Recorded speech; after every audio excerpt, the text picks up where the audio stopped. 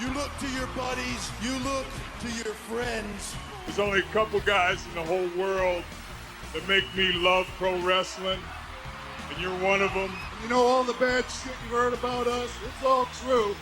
But another thing that's true is we love professional wrestling, and that's why we're here. I'm not sports entertainment anymore. Talk to him, kid. This is a new beginning, and it starts tonight. A new day is dawning for DX. Know who you're talking to? Welcome, everybody, to X-Pac 12360. I'm your host, Sean X-Pac Waltman. And as always, we have Jimbo on the couch. What's up, Sean? How you doing? I'm doing excellent, You man. look very dapper today with that tie. I know. Excellent. For our iTunes listeners, you should watch this so you can see how dapper Sean Well, looks. thank you. Anyways, we have a lot to talk about today. Yeah. Can you hear yourself? Yeah, I can hear myself just fine.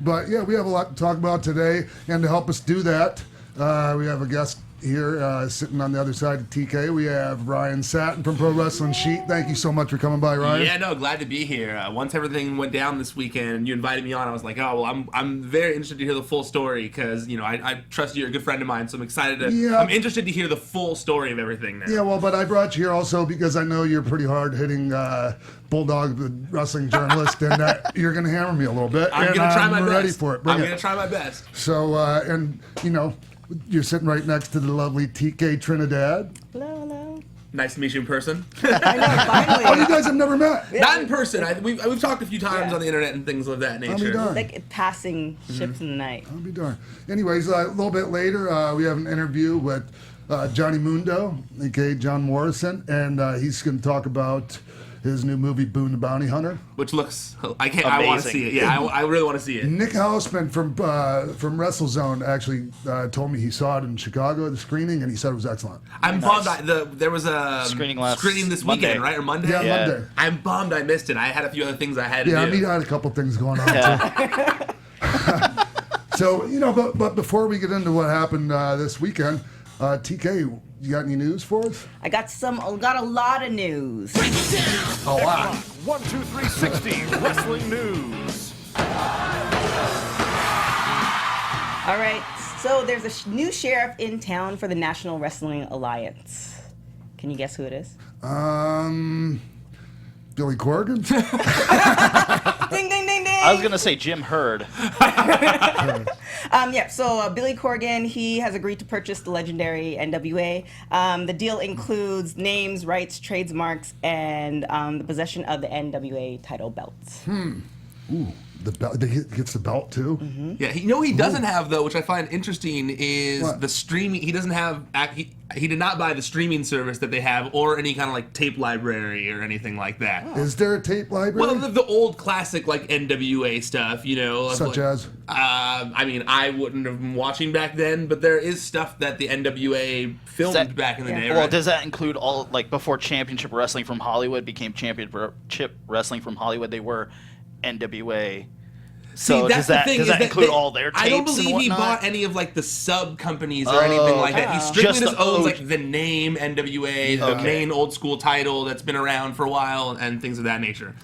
I mean, I understand what Billy's doing. And you know, there's not a lot of people that love wrestling more than Billy Corgan. Yeah. And just to have somebody like that that's trying to help wrestling and I just it's great.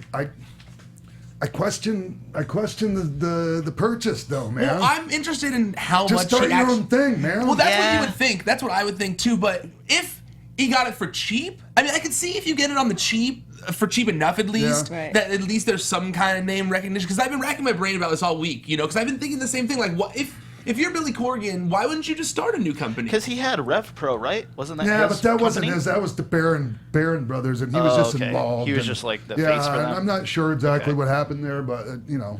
And he's obviously always kind of going been on. in someone else's company, so you, Yeah. and it's always ended up bad for him. You know, he's always in the end been the one who gets screwed over. So you would think, like you said, he'd want to start his own company. Sure. Yeah. You know, and like I've not talked to Billy in a while, so I'm not sure where his you know head is when it came to that and what his thinking was. So, you know, I mean, maybe there's probably things we don't know about the deal, or you know, just things we don't we I'm sure there's things we don't know. And there is name value to it. Yeah. Like there is, if there's any company left that he could buy that has some sort of name value, at least he could in theory be like, this is the title that Ric Flair held or Harley Race held and things of that nature. And if he did it on his own, he couldn't say that. So who did he buy it from? From Bruce Starp? Yes. Okay. And I know Bruce. I like Bruce personally. Yeah. And I knew his dad, actually. Chet used to work at the Sportatorium in Tampa for Championship Wrestling from Florida. Nice. Yeah, and Bruce's brother is a headhunter judge down. He's a hangman judge in Tampa. Oh yeah. Wow. You don't want to be in front of him. Oh man. I wouldn't want to be in front of him right now. Oh man. Hey, Sketch. I'll tell you one place I wouldn't want to be right now is the Philippines, but that's another story.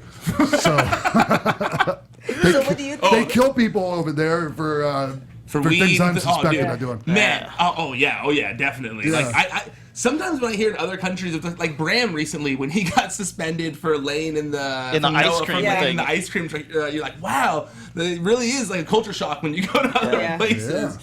So what do you think is going to happen to the streaming part of it? Is he just going to do something separate from that? I mean, I'm assuming they're just going to continue on with whoever was running the streaming service because what I believe from what I surmise from all of this is that the streaming service is, like you said, all those different companies kind of, they all get a piece of that, and they all kind of, if they have their stuff on there, they get a small piece of it, is what I'm imagining. So do you think he's going to want to have like other members? Do you think he's want to do it like that, or just bring it all in, like, and say NWA is just this one promotion? I mean, you would think he'd want to bring it all in and have this one promotion, but it's hard to say, only because Billy is, like you said, he's an old school fan of wrestling, and he loves old school wrestling too, and so I could definitely see him maybe wanting to bring back territories in some way. Yeah, that's what I was going to ask. Is he going to tour with this? Is it going to be like a Chicago thing, like wherever he's based? Is he plan on doing like, oh yeah, I'm NWA Chicago, you're NWA LA, and whatnot, and then we'll have a big group show where everyone, the top guys from all the different NWAs come and wrestle, like a Mania kind of situation. I just, something I really would caution people like Billy or anybody else, like, just, not getting a time machine too much, man. Yeah. Stay in the present. That's, it's great to go visit the past and that, but like, man, we gotta, even like projecting too far in the future is not a good thing, man. Like, which we have to do a little bit to know where we're headed, or where we want to go. But it feels... come on, we need to stay in the present here. And I completely agree with that, because it feels like no one's going to be able to bring back the territories, and the reason a lot of these companies, like at least I believe in the UK, are popping so hard is because they're going out and they're doing their own thing. They're making new stars. Like, people want to see new stars, and despite how it feels where WWE, Impact, and maybe Billy Corgan now, they all want like a touring, an actual world champion again. It seems like that's kind of the goal for all these companies, to have a real... Marquez wants to do that too. He's trying to make another champion with somebody. And I feel like... For Championship Wrestling from Hollywood, for their United Wrestling Network thing. And I feel like only really old school wrestling fans care about the whole like traveling world champion thing. Like, really, they're TV shows and people want to watch an entertaining TV show, and if you can put that on, or just a live event or whatever, if you can put that on, people will pay money to see it. Yeah, and at this point, okay, a belt doesn't make a wrestler. The wrestler makes the belt. Yeah. I mean, it could change again if things are, if a lot of work's put into things, but at this point, it doesn't work that way. And I also look at it as advertisers, if Billy wants to be on TV, advertisers want the 15 to 35 kind of demographic, and no one in that demographic cares about the NWA title or Harley Race or anything like that. As much as those guys are legends in the sport, that's not going to get them TV deals and advertisers and things of that nature, at least not my opinion. What if he only hires people like the Revival and like throwback style wrestlers, and they just invade? Like, imagine seeing NWA champ, like a throwback Cesaro type, come into PWG and want to fight Zack Sabre Jr. I mean, it'd be cool. That kind of thing. It would be cool. If you could successfully bring back the NWA, like if Southpaw Wrestling was what he wants to do with the NWA. Hey, man, hey! I went on the network to try to look at Southpaw. I can't find it anywhere. It's on their YouTube page. It's not on the network, which is crazy. Why wouldn't you put it on the network? Because everyone searches on the network too for it. Maybe they just didn't think it was going to be much of anything when they first made it, right? I think that has something to do with it. I definitely has something to do with it. It may also have something to do with their KFC sponsorship on it too. I was thinking that as well. They've only been able to do it on YouTube. Okay. Right on. Well, I just kind of went up into the weeds on the Southpaw thing, so we were talking about Billy Corgan, but that's pretty much the end of the discussion on this subject, right? Until he does more with it, we Yeah. got to see. I mean, obviously we can pick apart what he hasn't done yet, but we got to see what his next step is. Yeah. Yeah. So, okay. What else you got there, TK? All right, Like there- I don't already know. Yes, but there's a twist. There's a possible new member for the Bullet Club. This is courtesy of our guest right here. And Correct. courtesy of your already Yes. host, Jimbo over a here. 2-for-1. So do you want to tell us the story, Jimbo, since you... So basically, Hulk Hogan was signing this weekend at Frank & Sons, so I went to the signing to meet him and get an autograph. And while I was waiting in a 7-hour line to meet him, I decided, I'm going to ask him a question. What should I ask him? The Bullet Club just did a Q&A, and they were asked who they would want in the Bullet Club, and Hulk Hogan and CM Punk and Candice LeRae were like the 3 people they would allow in. So I asked Hulk Hogan if he would like to join the Bullet Club. And? And What did he have And to he say? already ran. I already played it. He did oh, play. he Yeah, played but it. I didn't hear it. Mark. All right, we're going back. He said Come he on, would- man. I got to hear this stuff, too. All right. Well, That's all right, man. He said he would love to. Okay. Thanks, brother. How you doing, brother? I'm good, man. And you? Would you ever join the Bullet Club? I would love to be in the Bullet Club. I'd love to be the OG for the Bullet Club. Too sweet, Yeah. brother. Teach them boys how to really get corrupt.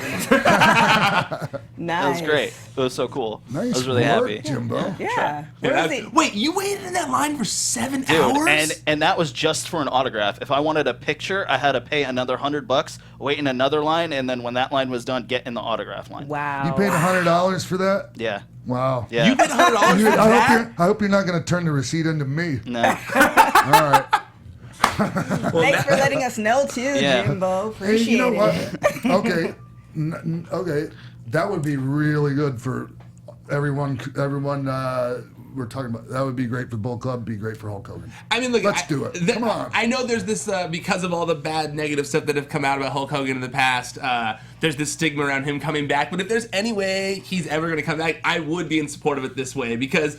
Like it only makes sense. They're clearly a knockoff of everything that, not in a bad way, but like that's the whole fun of it is that Yeah. they're like what It's you like guys were doing back NWO in and the day. DX put together Combined. made the Bullet Club. Exactly, like the babies of Yeah. the. all the things that they enjoyed of watching wrestling when they grew up, they put together like you guys. All the things you enjoyed, you guys put together. Yeah. And the thing about that is, there's so many people go, oh, get your own stuff and copy it.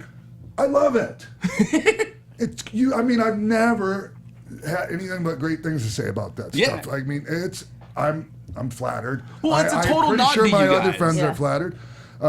It's a total tribute to you guys. It's not Exactly. like it's never once seemed like they were trying to copy you guys. It's clearly a tribute because Yes, they love you guys. and it's not like they're going, we made this up. no. Right. So I mean, come on, everyone. That's still like, giving them shit about that. Yeah. You know what I find interesting though is that, like you said, Jimbo, in the Q&A, they've mentioned that Hulk Hogan and CM Punk are the only 2 that they would want in the Bullet Club, or Candice LeRae as well.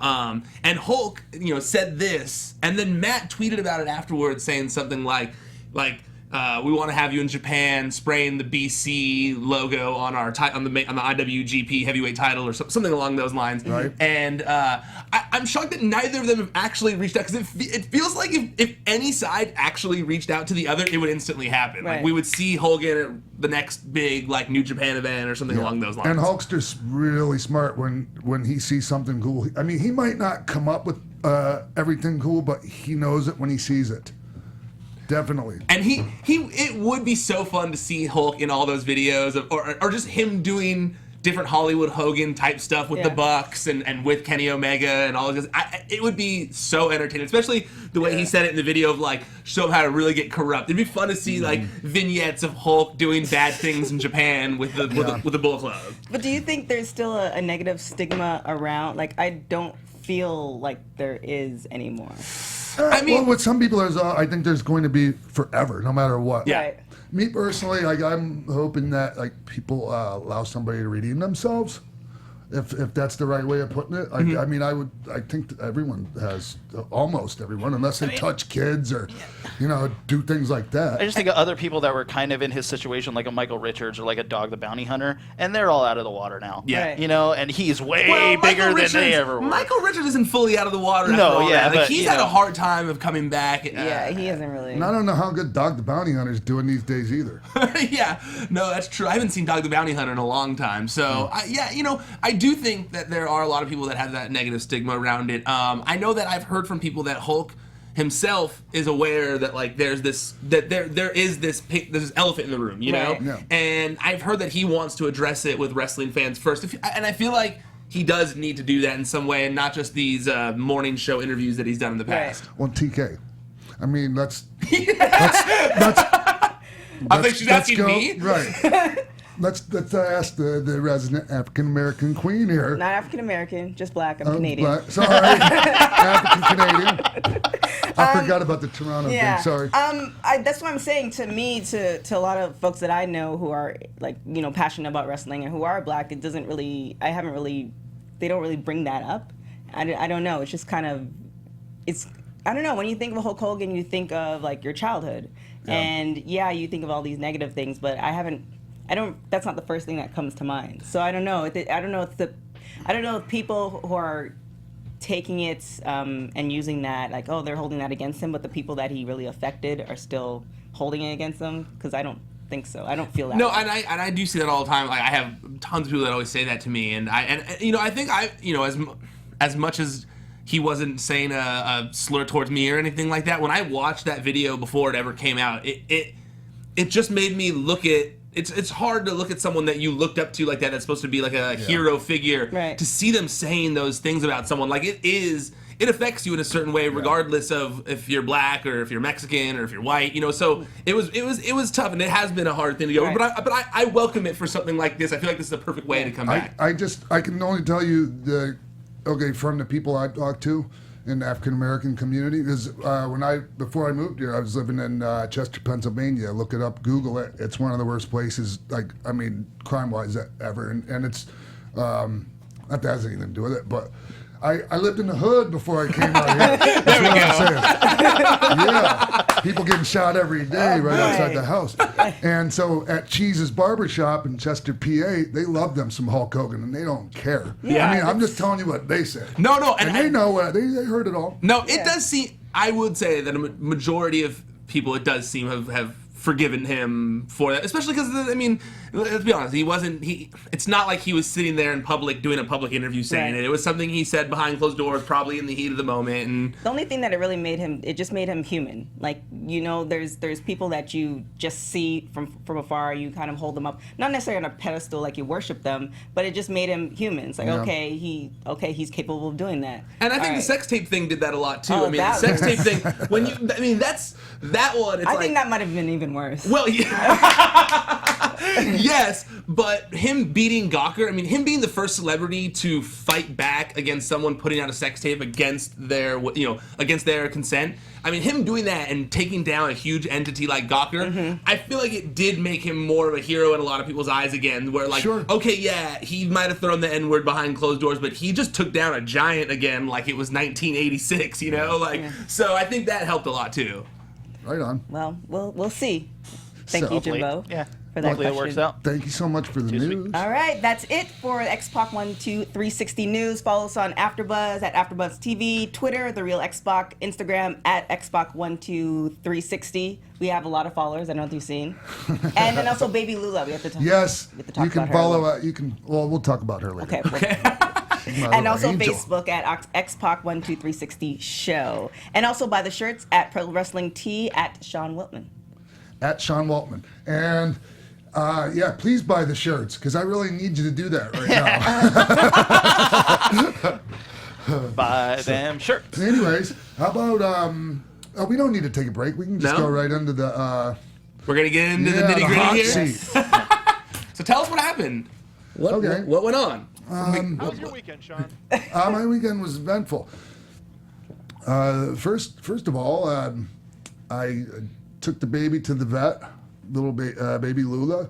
There was a little dog that we rescued on running down Balboa, almost ready to get hit. Adorable dog. Yes, her poor little jaw is broken forever. She'll never be able. Oh, so it's forever broken? Yes. Oh, yeah, she can never close her Can mouth. she? So she can't chew? Well, she's figured out a way. We mush it up and help her out with it. Either a spoon or put in a. It's anyway. It's complicated. Yeah, so I took her to the vet and then went and got ready and went to the dispensary on the way to the airport. Picked up a couple of items for the flight and. What'd you get? I had some they're called med caps, but they're they're just it's like the cannabis capsules. So it's like the ones that you can take as pills, basically. Yeah. Like a THC pill. It's because I try not to get a lot of sugar. I keep my sugar to a minimum. So I mean, I did have a couple of candy bars, but anyways, regardless. Yeah. So I had some capsules and some candy bars and a couple of vape cartridges. Okay. Well, one vape cartridge and one was pretty much empty. Okay. Anyways, I checked in. Everything was fine. Had something to eat, but then I wasn't paying attention, and I had eaten one of the candy bars. So yeah, I was just chilling. So you had already gotten through airport security, waiting for your flight. Probably an hour and a half later. What time? This is like at night or daytime? Like the flight was 7:30. Okay. So you were just chilling, waiting for your flight. Yeah. And so you then I had to run down. Like I heard, 15 minutes, leaving in 15 minutes, and tried to just hightail it down. So I was like out of breath when I got to the gate. Handed my boarding pass. I'm like, I thought I was gonna miss a flight. And they scanned it, and it went, eh. And so I didn't like the sound of that already, And I actually think I've heard it a couple of times before, but anyways, never, man. I can't recollect ever leaving the country, having to go through U.S. Customs to leave the country. Yeah. I've never heard of it, man. Yeah, usually you do that when you get to the country and when you come back. Yeah, so they were there waiting for me. Apparently I got the distinct impression they were waiting for me. Like they, like an Evan Bourne situation where like someone called ahead? No, I think they just they looked at the passenger list and probably, I'm just making an assumption here. And I could be wrong. And the stuff that you had gotten from the dispensary, that was on you, like in your backpack, something like in your carry-on? It was in your fanny pack? Okay, Yeah. so and how long had you been waiting around before? Before what? Like how early were you for the flight? Couple hours. Okay. Yeah, because I had to stop at the dispensary and so I didn't want to be. Yeah. Actually, about probably an hour and a half. Okay, so you were sitting around for a while then at the place. Okay. Anyways, where was I? So they took you over to customs now at this point? Oh yeah, so I go in and I go down the jetway. They pull me in and ask me if I have anything, and so immediately I went, I have this, and I showed them what I had, and pulled out my my medical marijuana card. And this one guy comes out. Wait, that cup's gonna fall. I know. I was just about to run and grab that shit. The one guy comes out that was apparently, obviously, running the show, and he wasn't having any of it. He was just like, read that sign. And, it was a sign talking about illegal drugs and no, zero tolerance. Yeah. Well, it didn't say marijuana or anything, but zero no tolerance. drugs, zero tolerance, yeah. And he made me read it out loud, and so I did. And, the whole time. Anyways, and I did read something about, drug dogs, picked up on something. Yeah, that's what because there was still weed in the bottom of my backpack. Yeah. So then it wasn't okay because the TMZ report said that drug sniffing dogs found went to your bag and got out. So that's not exactly how it went down. You were at the gate, you got stopped, and you handed it to them. Yes. Because in full disclosure here, I got arrested once as well, and for weed, and in Arizona where it's like super felony. Ooh, yeah. And I wasn't aware beforehand that it was a felony, so I literally did the exact same thing where they said like, "Do you have anything?" And I was like, "Yep, here you go." And then I got in trouble too. So I totally understand thinking that like, it's California or like it's not that big of a deal. It's these little weed, things. man. It's weed. Okay. Exactly. So I get being in that position and doing that. So when they took you over to the guy was going, there's just too much here to just let you go. Like, now we're going to have to seize it and everything. Like I read something where they said there's just way too much for that to be personal. How the hell do you know? And based on what? Well, so, you don't know what my dosage is. Right. I take 300 milligrams a pop.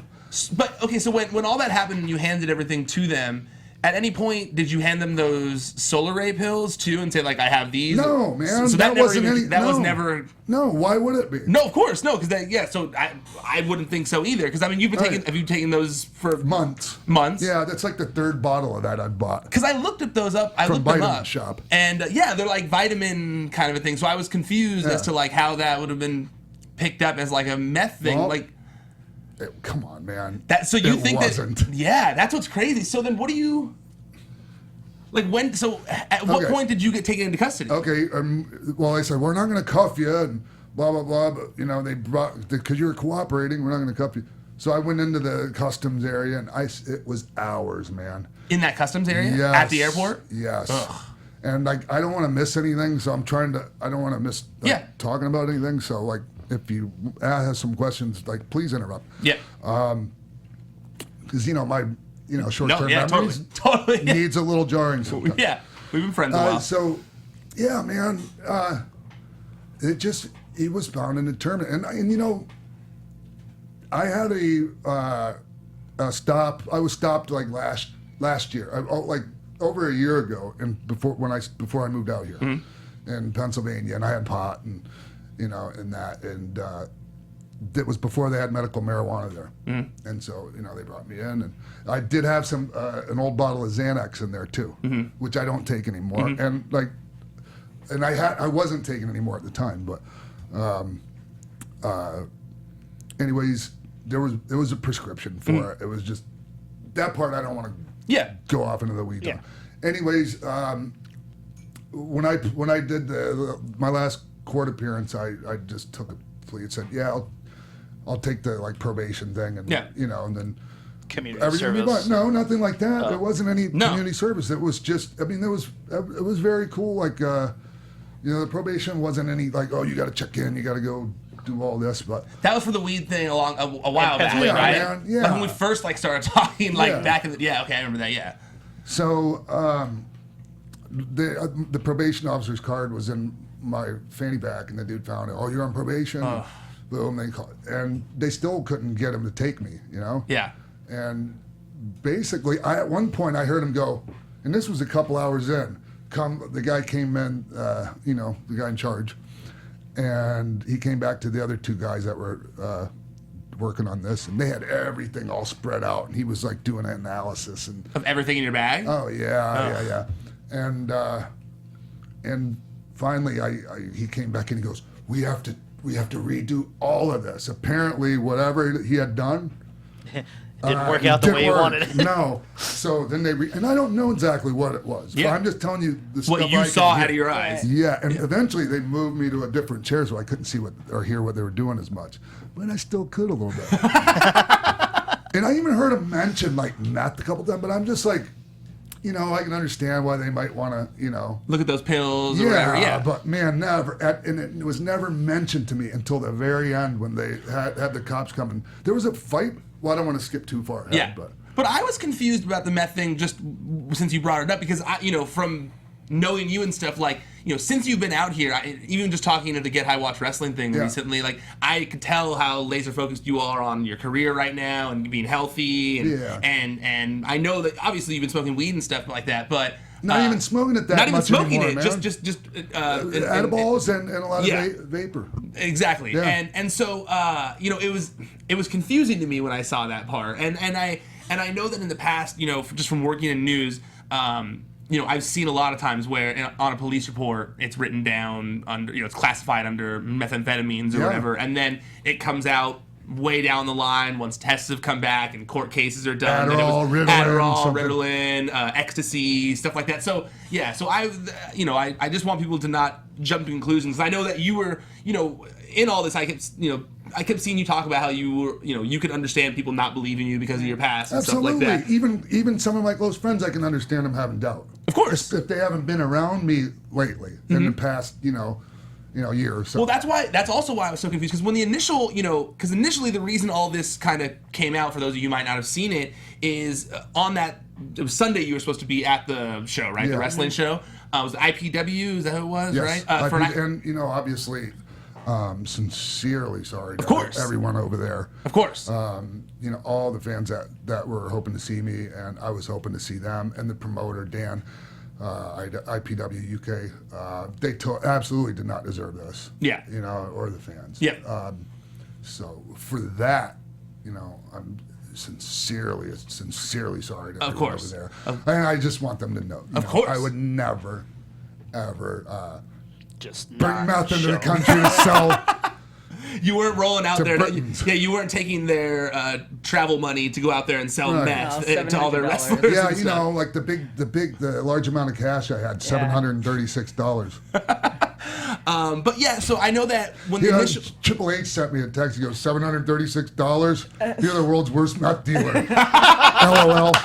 I saw some people they were calling you Waltman White or whatever. Like, I haven't heard Meth Pac yet. Or Meth Pac. Oh, just that started would it. have been a good one too.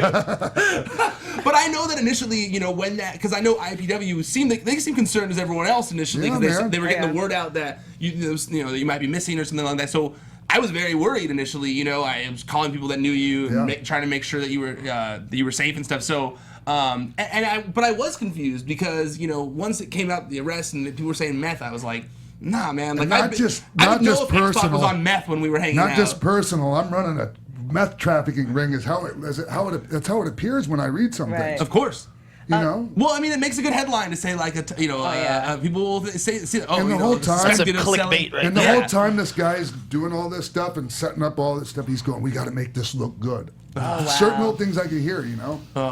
Yeah. As far as the probation, is there certain rules that you had to follow? I needed to get a drug eval, which I was having a hard time getting because all the places to get that done here wouldn't do it under those circumstances where I just needed the eval. You had to be like wanting to check into rehab, okay. which there's no reason for me to go to rehab. Yeah.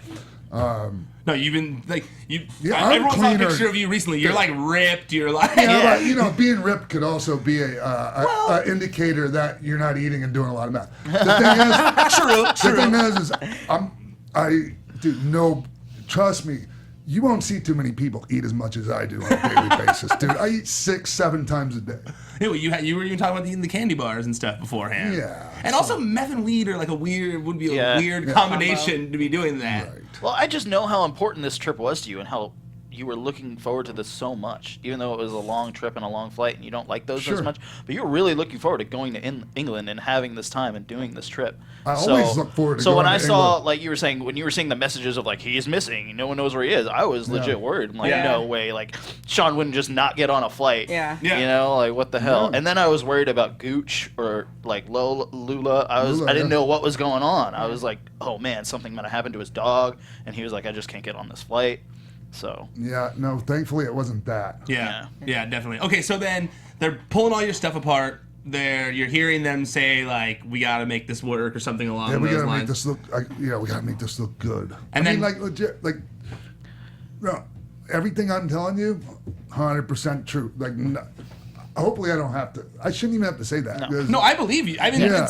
because especially I'm because going also, by the way, like, hopefully this week I'll have it done. Hair follicle test that goes back 90 days and polygraph. cool. I mean, And people will still like pick that part. Oh, you can beat that. You can beat. Yeah, but you know what's even less accurate is those field drug tests that they use to test substances to see if they're. does it turn blue? Yeah. oh yeah, no. Like when that? I got arrested in Arizona, I remember they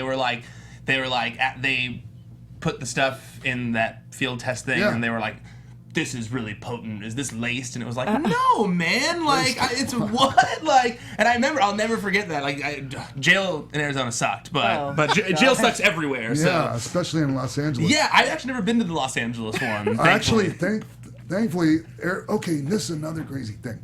Once they finally figured out how to get me, arrested, airport police came, and then there was a big argument between them. That went about half an hour. What do you think that was over? They didn't want to take me. Really? Yeah, no. Just They because it was- did not appreciate the feds telling them what to do.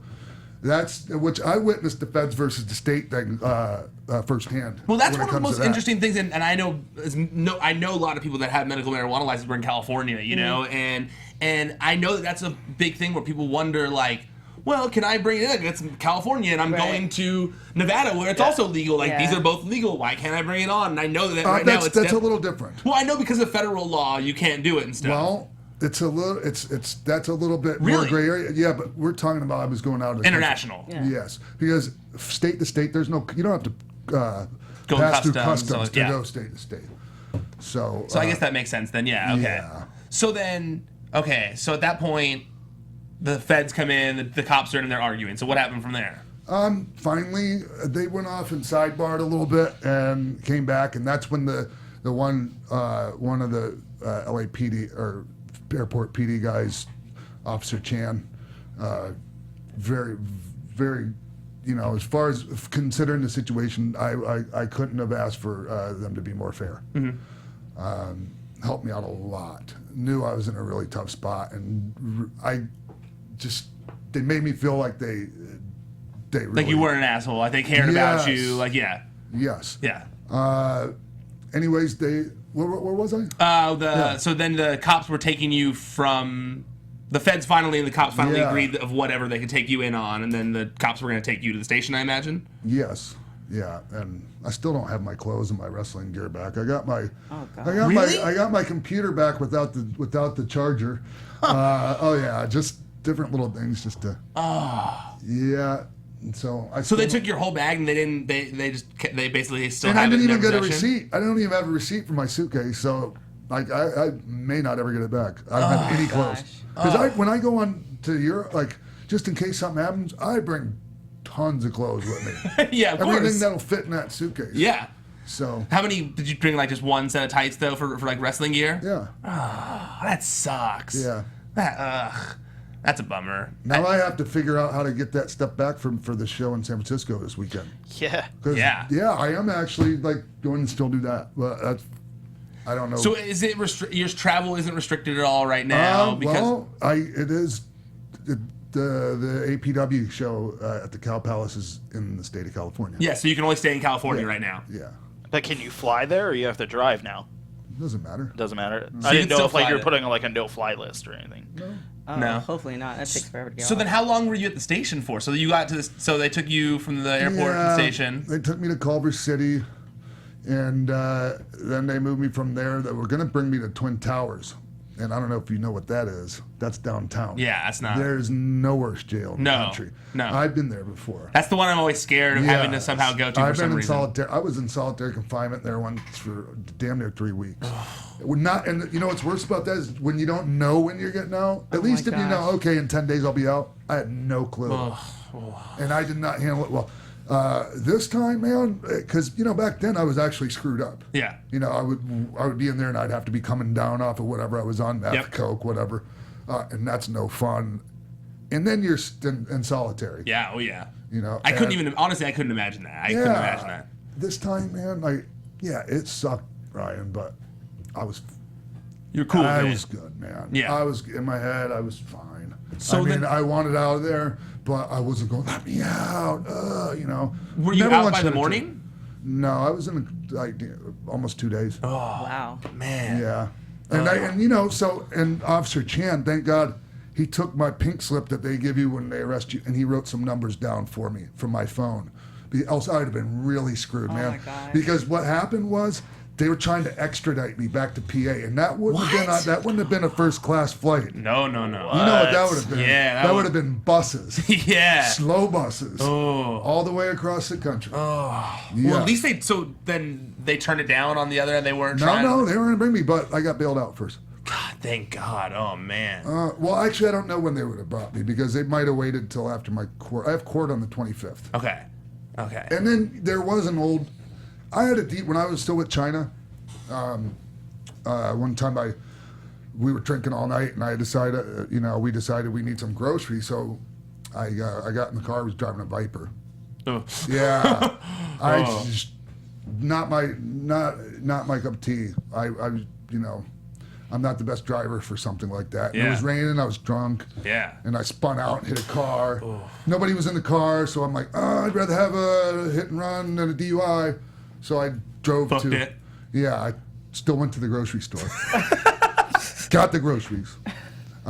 Went home the same exact way I came, speeding. Got pulled over right by where I hit the other cars. Oh, and, wow. Yeah, DUI and hit and run. Oh, they got you for right there too. Yeah, but I see, like, it was so long ago. Like, apparently I didn't do everything I needed to do. Yeah. Okay, that So was it's the DUI. Oh, so that was the DUI thing. Yeah, Okay. yeah. Damn. Yeah, it was a long time ago. So then, you're still gonna have to deal with the probation. So you brought Yes. probation violation over in TA now too. Yeah, but like once this stuff gets cleared up, hopefully that'll help take care of that. Yeah.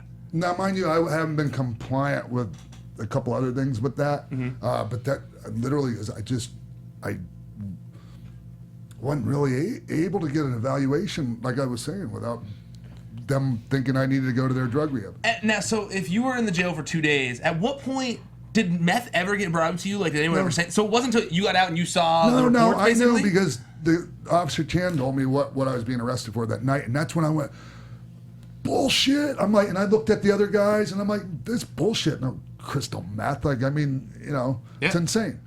You know? And what'd they say to that? Nothing. They had Nothing. What were they gonna say? Do you think that I was? They got me out of their hair. And So, mission accomplished. Did I tell you when the guy got the judge's order, like extradition? He jumped up and down for joy. Wow. The customs guy? Yes. Oh. And the other guys seemed really jumped sad up and about down? it. Yes. Yeah. Who would jump? Ugh. Yeah. That's such like a weird. I mean, I understand he's doing his job and stuff, but like it's someone's life and they're sitting right there in front of you. Why would you do that? There's a difference between doing your job and like going out of your way to ruin someone's day and be like, No, we have to make is- this look good and we got to make sure that. Jimbo, if I was somebody else, maybe that people didn't know, or it could have. That's a life ruining thing. Yeah. You know, I mean, even for me, like that. If I could let it ruin my, but I'm not. Yes. Yeah, I'm not selling. Yes, it sucks, but I refuse to sell this. Well, that's the other thing that makes me believe you so much is that I honestly believe that if you had meth on you, I'd have done it all. that and Well, not now, but then I wouldn't even have it near me. Yes, but I do believe you wouldn't be so open about all this like you are right now. Like, if you were doing meth, you wouldn't have, at least in my opinion, come back and figured out this master plan that was, of how you're gonna go around it. Like, you wouldn't want to talk about it. You would have gone in hiding for a few weeks. You probably would have gone to rehab. Like, you have friends, like you said, Triple H, and all your friends reaching out to you. You have a good support system around you. Like, as someone who knows people who have struggled with addiction, like, I'm very aware that it is a day-by-day situation. It's not you're going to be clean forever. It's a day-by-day That's fight. how it is for a lot of people, Ryan, but I got to be honest with you, man. That's not how I live on a day-to-day basis. I do not white-knuckle it day-to-day, making it through one day to the next. And that's great. It doesn't work like that for me now, and it doesn't have to work like that for others. And I think that's great. I love that, by the way, because I know that a lot of people that struggle with it that have to find their own ways to do man, that. because they're always on the edge of falling off, and that is miserable. I've been there, man. Yeah, but there's you got to work on. But I feel other like things. because you have this support system around you, like, people would have seen that, like, because you've been there, like, if that had been the case and you were struggling, like, you would have accepted it at this point and you would have got help. And I wouldn't be able to get up every morning and go do a serious radio show with Maria Menounos. Nope. I wouldn't be able to go. I damn sure wouldn't be going hiking in Malibu Creek Canyon every day. You wouldn't be helping this dog. I wouldn't be rescuing. Yeah, come on. That's how I feel with this situation. That's why I'm glad that you're coming out here and hitting everything, talking about each little thing that happened along the way, because I think it is important. And I also think it's important for people to understand that when a news story hits, there's always two sides to every story. I try my damnedest to never make an assumption based off of one side. Like, it's why I started my website try and make sure I get both sides of the story. That I'm reaching out to the source if I can, or at least as close to the source as possible. Yeah. And it is frustrating when those kind of things come up because I know how that can affect someone's career when you see all these things out about them. And so I am glad that you're telling the truth. And I'm looking forward to when the full truth comes out from the cop side of things. And I'm looking forward to going and taking that polygraph and that hair follicle test so I want to do that on video. I'd like to get the guy in here next week and do it, actually. You should. That'd be amazing. Yeah. I'm sure that someone would do that. If the polygraph guy would ever return my damn call. I know it. I think I know a polygraph guy. Maybe get in touch with. My dad used to do. My dad does TV shows and stuff. So that's right. He do lie detector tests on all his shows. So he's got some. I think a few people in the lie detector community. Maybe we can call Maury to help us out. So just to double check, so you went through TSA, and then you were about to check in, and then you were going through U.S. Customs. Is that who brought you in? No, there is no U.S. Customs on the way out. That's the crazy part about it. I'm trying to... So, but they were still just checking. Like, I've never seen that. So the way it sounded is he got to the gate. Right. They wouldn't let him on. They wouldn't let him on, and then customs agents came over, come with us, took him to a customs area. But that's why I don't understand. If you went through TSA, because they check your bags and everything. That's different than customs, though. It's not even It's not the same. It's different. Yeah. So then, was your ticket flagged, or I'm like... Yeah, that's what I was. Yeah, it looks like when he went when he went through TSA, right? His ticket was now flagged as he was in the area, and if he had, and I had a record, and it easily something popped up that like put up a red flag on me or something for them. And I think in the TMZ report it mentioned something along those lines that it was because of a prior thing that you were flagged or something along those lines. Yeah, that DUI. Yeah, so. Who knows? That might have been just what they told you. I mean, who the hell knows? Yeah, that one was the one that was from Cops on the Record, I believe. So I believe that's the one that had Cops on the Record. But so then you were in there for 2 days. How bad jail food sucks, dude, right? Oh, it was so bad. What did you eat while you were in there? There was plenty of high fructose corn syrup to go around, though. I actually drank some orange juice in there, which I don't drink, like the sugars. Like I was saying, I try to stay clear of it. In milk, I had to drink milk. It was that, or I wasn't going to get any nutrition. Yeah.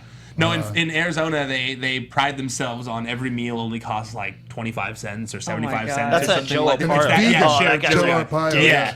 And the worst part was I was going out there to work on a show about the police department when it all happened. But this is my story. But did you have to wear the pink jumpsuit? No, because that's a voluntary thing. It's like if you get arrested and you want to reduce your time, you can go to Tent City where you're outside, you're in the pink, and you have like a lot less liberties. And you have, to eat vegan food or vegetarian meal or something. Dude, I had a piece of bread, Hawaiian punch, not Hawaiian punch. That would have been better. It was just like fruit punch, like that was really really bad, and like some the spread. foil top, and it looks like a grenade. It was that kind, that kind, like from elementary school. 100% that kind, and then like some spread, like peanut butter and jelly or something. And they were trying to take, they were nice to me.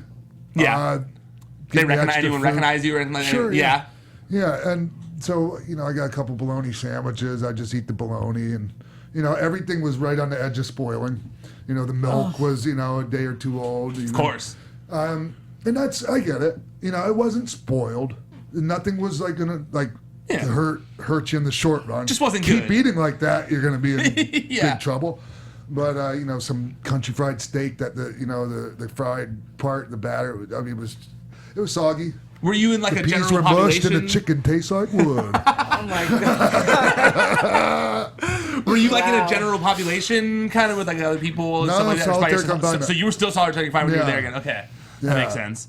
People like me, they do that too. That's cool, at least. Well, it has its positives and negatives. Yeah. We need human interaction, man. True. I mean, it depends on how long you're going to be in there for. I wouldn't the have cool minded thing about this is alone. I could look out the window and see a TV. That's cool. Yeah. Oh, so it's just a small little. Oh my god. Ugh. Wow. Yeah, and it was cold in there, and I didn't know. I thought I was going to be in there for a long time. Mm-hmm. So I took my clothes off because I didn't want my clothes to stink. I took my socks off because how nasty socks get. Yeah. So I'm just walking around in my damn underwear the whole time, and it's cold. So the sheet that they give you to put over your little mattress thing. Yeah. Is basically like a potato sack. Yeah. So I just jumped inside of that thing, man, and used my blanket for a pillow, and I was good to go. And I just sat in there, man. I thought about my little baby Lula. Thought about how, I'm healthy. Like, I'm not messed up. I sitting there with a smile on my face pretty much the whole time, like I said. And thank you to TMZ Sports, by the way. And thank you for hooking us up with that, TK. They were great. Yeah. They really were. I caught the end of what they were saying, and it made me feel good that someone believed me, and some of them were at least willing to give me the benefit of the doubt. I'm guessing Evan's one of the ones who believed you. Yeah, Evan was really... Evan's great. And somebody was like, damn, yeast infection for a year? Yeah, man. I actually had to... That's more of a systemic thing. Like, I had to Google that. I didn't even realize guys could get a yeast infection. Yeah, but it's more than just a penis thing? Yeah, man. It gets in it can cloud your... That's one of the reasons I don't take the sugars, because sugars feeds the fungus. Mm-hmm. You know, and it'll cloud your brain and everything, man. Ugh. Yeah, no, that's definitely a bummer. I remember you had mentioned you were being celibate, so like it doesn't really. Yeah. You know, it's not So it's not like, oh, I got to get this taken care of. Yeah. Because I have a girlfriend that wants to have sex. Yeah. That's really the last thing I'm concerned about at this point in my life, is having a girlfriend or sex. Yeah. As crazy as that might sound to some men. No, when you said it, I actually. When you told me that at Ron's thing, I was like, that's cool. Not a lot of people do that, where they get focused on themselves, and not someone else for a change, and it's nice to do that. Yeah, man. Plus, it's not like I haven't had plenty of, experiences in my past to hold me over. I'm good. If I never have sex again, I'm probably pretty good. Probably. Now, boy. So what are the odds now? Because I know you've mentioned you thought you were going to be away for a little while, and you've got these things lingering. What are the odds that you might have to go back and do more prison time or jail time or anything like that? Well, I don't know, man. Yeah. Like assuming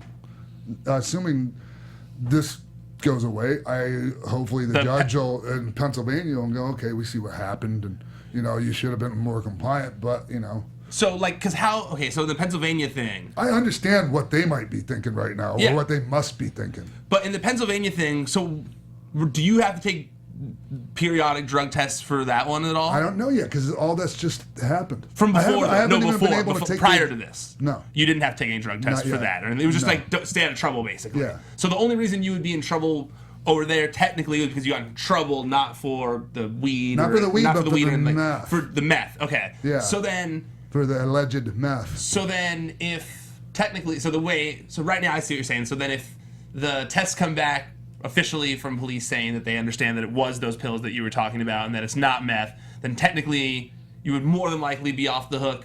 Well, you might still get in trouble for the weed out here. Not even the weed? No, how so? Well, with the feds part of the thing. No, I guess not. So yeah, you wouldn't get in trouble. So then that would be, and everything would go away, and everything would go away then. Okay, that makes sense then. So if all this goes away... Best case scenario. Yeah. Best case scenario, all this goes away, did they just say, oh, sorry about that, we didn't mean to ruin your England trip? Is that it? I'm not even concerned. I don't need an apology from anyone. You just want it to go away. And even the head honcho in charge, I forgive him. The guy who said he wanted to make it happen. Jumping up and down. Yes.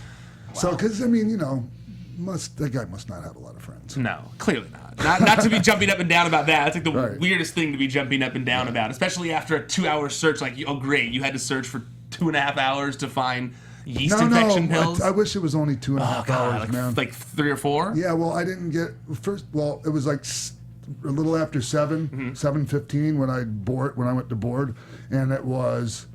By the time I got into the last jail, 77th Street, South Central is where I ended up. It was 5 a.m. Oof. Yes. It's crazy how all that disorients you too. Like I remember from the time I got arrested, like time starts to be this weird thing because you have to go to this spot, to this spot, to this spot, and this guy's searching you, and then you're going there, and it really disorients you. And then when you're in solitary confinement or any of those other or just in a cell, the light's always been on. They've never turned the light off. And you don't know what time it is. I could kind of get an idea because of what meal they were serving. What meal. And what kind of meat they were handing you. Yeah, and sometimes if the news was on TV, if I looked out and I saw the evening news, I could tell it was evening. But at least they were treating you well while you were there and stuff. Yeah, dignified. Yeah. For the most part. Yeah. Because you always hear horror stories of the LA jails. Listen, man, when I was in Twin Towers before, years ago, when I was really messed up, and when they were processing you and they were pushing everybody in like cattle. You know, I mean, like they fit like 8,000 people in there, and it's overcrowded. When I was processed, it took 28 hours to get processed the first time, one of the times I went in there. And coming down off meth and being all like paranoid and having hallucinations and thinking people are trying to get you, and, you know, demons, and just, it was a nightmare. And I heard some of the most nasty things and most dehumanizing things said and done to people, like mainly just said, like from other minorities, like just racial slurs. Like I'm just like, man, jail sucks, dude. You're a minority too, and you're like, dude. When I was in jail, I remember it's that mob mentality thing, I guess. People that's no, dude. Jail, the craziest things happen. Like that one time I went to jail, which, by the way, I've mentioned a bunch of times, my charges all got dropped for that, so like it's not on my record or anything like that. They illegally, they arrested me illegally, so I got off. But when I was in there, I'll never forget, I was taking my mugshot, and then I sat down, and another guy who was taking his mugshot looked at me, and he just like stared at me and started doing like that hump motion at me like this, like he was gonna like have sex with me, and I was like, whoa, like this is I always thought it was like a TV thing, you know, like you see that in movies and stuff like that, but this guy, like I had only been in jail for like an hour maybe, and he was like making hump moves at me, and I was like, oh. Is that why you grew the beard? I was so scared. What? Is that why you grew the beard, in case you get thrown in jail again? You won't look so pretty. Yeah, no, this is why I did it. Well, hey, man. I guess that's pretty much. Is that the whole story? I mean, for now. Yeah. For now. I think we covered everything pretty much. I think so. But Ryan, thank you for coming in and drilling me on this, man. I mean, it was. Got the details. Yes, I really needed you here for that. No, I'm glad to help, man. You're a good friend of mine. I'm glad to come anytime. I love Jimbo. I'm friends with TK, and so no, I'm glad to be here. I'm glad to help you, and I'm glad everything's okay with you. And this was all like your own questions. Like, we never worked anything out ahead of time. You just told me come here at this time, and in my head I was like, he wants me to ask like tough questions. I can just tell in my head that I was like, I got prepared beforehand. Right on. I appreciate it, man. Yeah, I'm glad to help. I'm glad you're okay. Thanks, man. And right now we're gonna take a break, and when we come back, we're gonna have the Johnny Mundo interview. Be right back. Roxy Stryer here from The Tomorrow Show with Keven Undergaro. We're your twice-weekly broadcast of one man's midlife crisis and the mad millennials in Star Trek uniforms that follow him. And I'm one of those millennials, Lauren Magrasso here. We've had some amazing guests like Russell Simmons, Ileana Douglas, and Craig Gass. Coolio, right? Christian Blatt in the house to tell you to go to thetomorrowshow.com to check us out. We're live every Monday and Thursday from 10 to midnight Eastern. That's thetomorrowshow.com. Be there or be square, whatever that means. Welcome back to XPac 12360. Right now, joining me. Doesn't really need an introduction, but I'm going to give him one anyway. Johnny Mundo. Yeah. Hola. What an introduction that was. That's a good one. That's the anti-introduction compared to my former co-host, Christy Olsen. Oh, she knew all the nicknames, all the bells and whistles. She would spend, I don't know how long she would spend, man. Probably a half an hour just coming up with an intro for our guests. For me, if you look at my Wikipedia, yeah, you could spend a half hour reading off all the former ring names and Shaman of Sexy, Ambassador of Abdominals, Guru of Greatness, Honcho of Hotness, all the fancy names I thought Lightning for myself. Kid, Kamikaze Kid, Cannonball Kid, Hard Luck Kid. So I can this is going to be a good interview. That's what wrestlers do. We think of cool names for ourselves. Actually, those were ones that somebody else thought out for me. That makes them cool. For me, I just thought of them on my own while I was driving from town to town, which is a little bit sadder. What about Johnny Nitro? That one was the original name that I got when I got moved up to Raw as Eric Bischoff's apprentice, in honor of former WCW manager Eric Bischoff. Oh yeah, and obviously named after the flagship show. Oh yeah, Monday Nitro. Every once in a while, actually, this happened. This happened yesterday. People come up to me and they're like, "Hey, just wanted to let you know I really loved your work in WCW," and I don't even correct them. And I'm like, technically, like, I was nowhere close to even being in WCW. Just Johnny Nitro, I think, confuses people. I think that's what did it. Oh, for sure. That's like someone tweeting you the other day, like, I loved it when you kicked Marty Jannetty through the barbershop window and WrestleMania 12. Yeah. And you were like, yeah, man, it was amazing. I had a great time doing those things. Yes, I did. I shamelessly take credit for stuff. totally. Why not, right? If they bring it up. Well, I almost gave you credit for being WWE World Champion because I could have sworn that during your run you had it. Let's just pretend like I did. Yeah. Thanks. Yeah, WWE World Champion. Well, I was close. I never got it though. Yeah. Well, I mean, I remember you were right in the mix because there was a pay-per-view that I saw you and I think Cena and some other people were in a cage match, and it was in Tampa. That was one of my last shows. Man, I think must have been 2011. Yeah. And it was the night. It was the night that they killed Saddam Hussein. Yeah.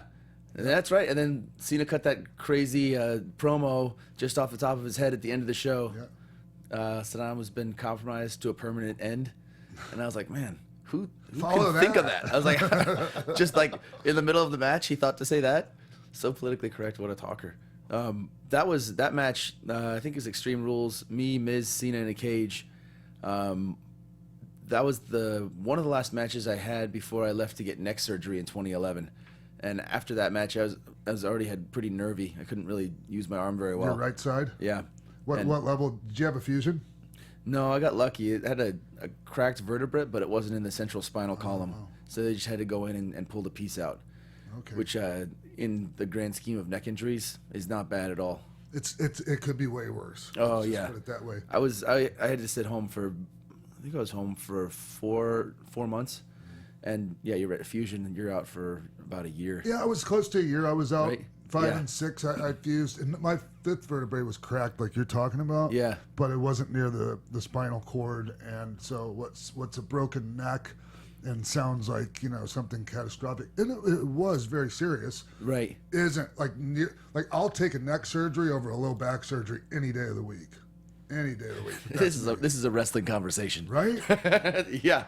Hey, same here. I think I've never had a severe low back problem, but the few times that I've thrown out my back or had like a little pre-herniated disc or something down there, it's enough to make me want to sit on the couch or lay on the couch and not move all day. You haven't been hurt that much in your career, have you? I've been relatively lucky. Yeah. When I did my neck then in 2011 was probably the worst. Like torn. I've had both knees scoped a couple times, just meniscus tears, not a big deal. Torn MCL on my left and a bunch of ankle problems, but nothing serious. Nothing serious. Yeah. I mean, in the comparatively speaking, I mean, I feel like I'm really lucky. If you think about all the crazy things you've jumped off, then you're really lucky. Well, and you know what? The times that I've been hurt, it's always been doing something stupid. It's not the crazy stuff. It is. It's like a house show dive, or like I'm tired and I slipped off the stairs, or a really tired Starship pain on a live event. It's the small things. Oh yeah. As far as injuries go, oh crap! I just had the biggest brain fart in the history of the world, man. I call that wrestler Holy brain. crap. I got a lot of times I call that wrestler brain. What? You had your knee surgeries because you wrestled amateur. So did that because when you could watch your athletics and your acrobatics, you couldn't even tell that your knees are messed up at all. So when you tried out for Tough Enough, was that ever brought up? No, I had both my knees scoped from high school and collegiate wrestling, but I had one of them scoped again after I'd moved up, and my MCL I did in 2006, and then I fully tore it in 2007, a year later. But when I got my knee scoped at UC Davis, it was just enough to bump me out of collegiate wrestling. And I stopped wrestling that 1 year and then started doing gymnastics and thinking about pro wrestling. And it didn't really affect me. Oh, no? Yeah. Well, when at you the were, time it did, but did you do wrestling and gymnastics at the same time at all, or Not just really. started into the gymnastics afterwards? I was, I'm from Palos Verdes. Right. I went to high school up not too far from here. I was identified as the wrestling guy at Peninsula. I was wrestled all 4 years varsity, captain of the team, junior, senior year. When I was going to school, I only wanted to go to a school with a wrestling team. I thought I was going to be in the Olympics. And so why wouldn't you think that? Exactly. That's the object. That's what you should think. Yeah. Yeah. And I was living in the dorms. I was running every morning. I was not partying at all.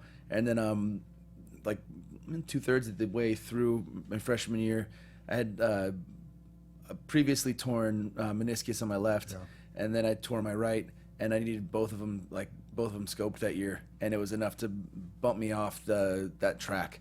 And the next year is when I started doing gymnastics. When you got hurt and it sidetracked you from your wrestling, how'd that affect you mentally? In retrospect, it's probably the best thing that could have happened, but not in when it was in the moment at the time, it was huge. Yeah. Because when you go from having a goal of I'm going to be in the Olympics, or I'm going to be the best wrestler in the world, or whatever, right. However unrealistic it is compared to like what I had achieved at the time, it's how I identified myself. And when that was taken away, it was a big deal. I felt like there was a couple years where I was like kind of floating, trying to figure out like what to do with myself. Sure. Did you feel like that you had this dream, and that the dream was it was taken from you? Yeah, absolutely. Well, I mean, that's why we need to keep on dreaming, man. Oh yeah, it's right? But you got to have enough dreams to carry you through to the next thing. Absolutely, man. And go ahead, Jimbo. I was going to say, it seems like you do, because you got Out of Your Mind Fitness. You're making movies like Boone. You're still wrestling full time on top of that. So it seems like you always have plenty of irons in the fire. When I was in school, like at Davis, I had when I stopped wrestling, before I started going out for gymnastics, and I started doing jiu-jitsu and wushu and breakdancing, I was spending like 6 hours every day at the rec hall training in all these weird disciplines.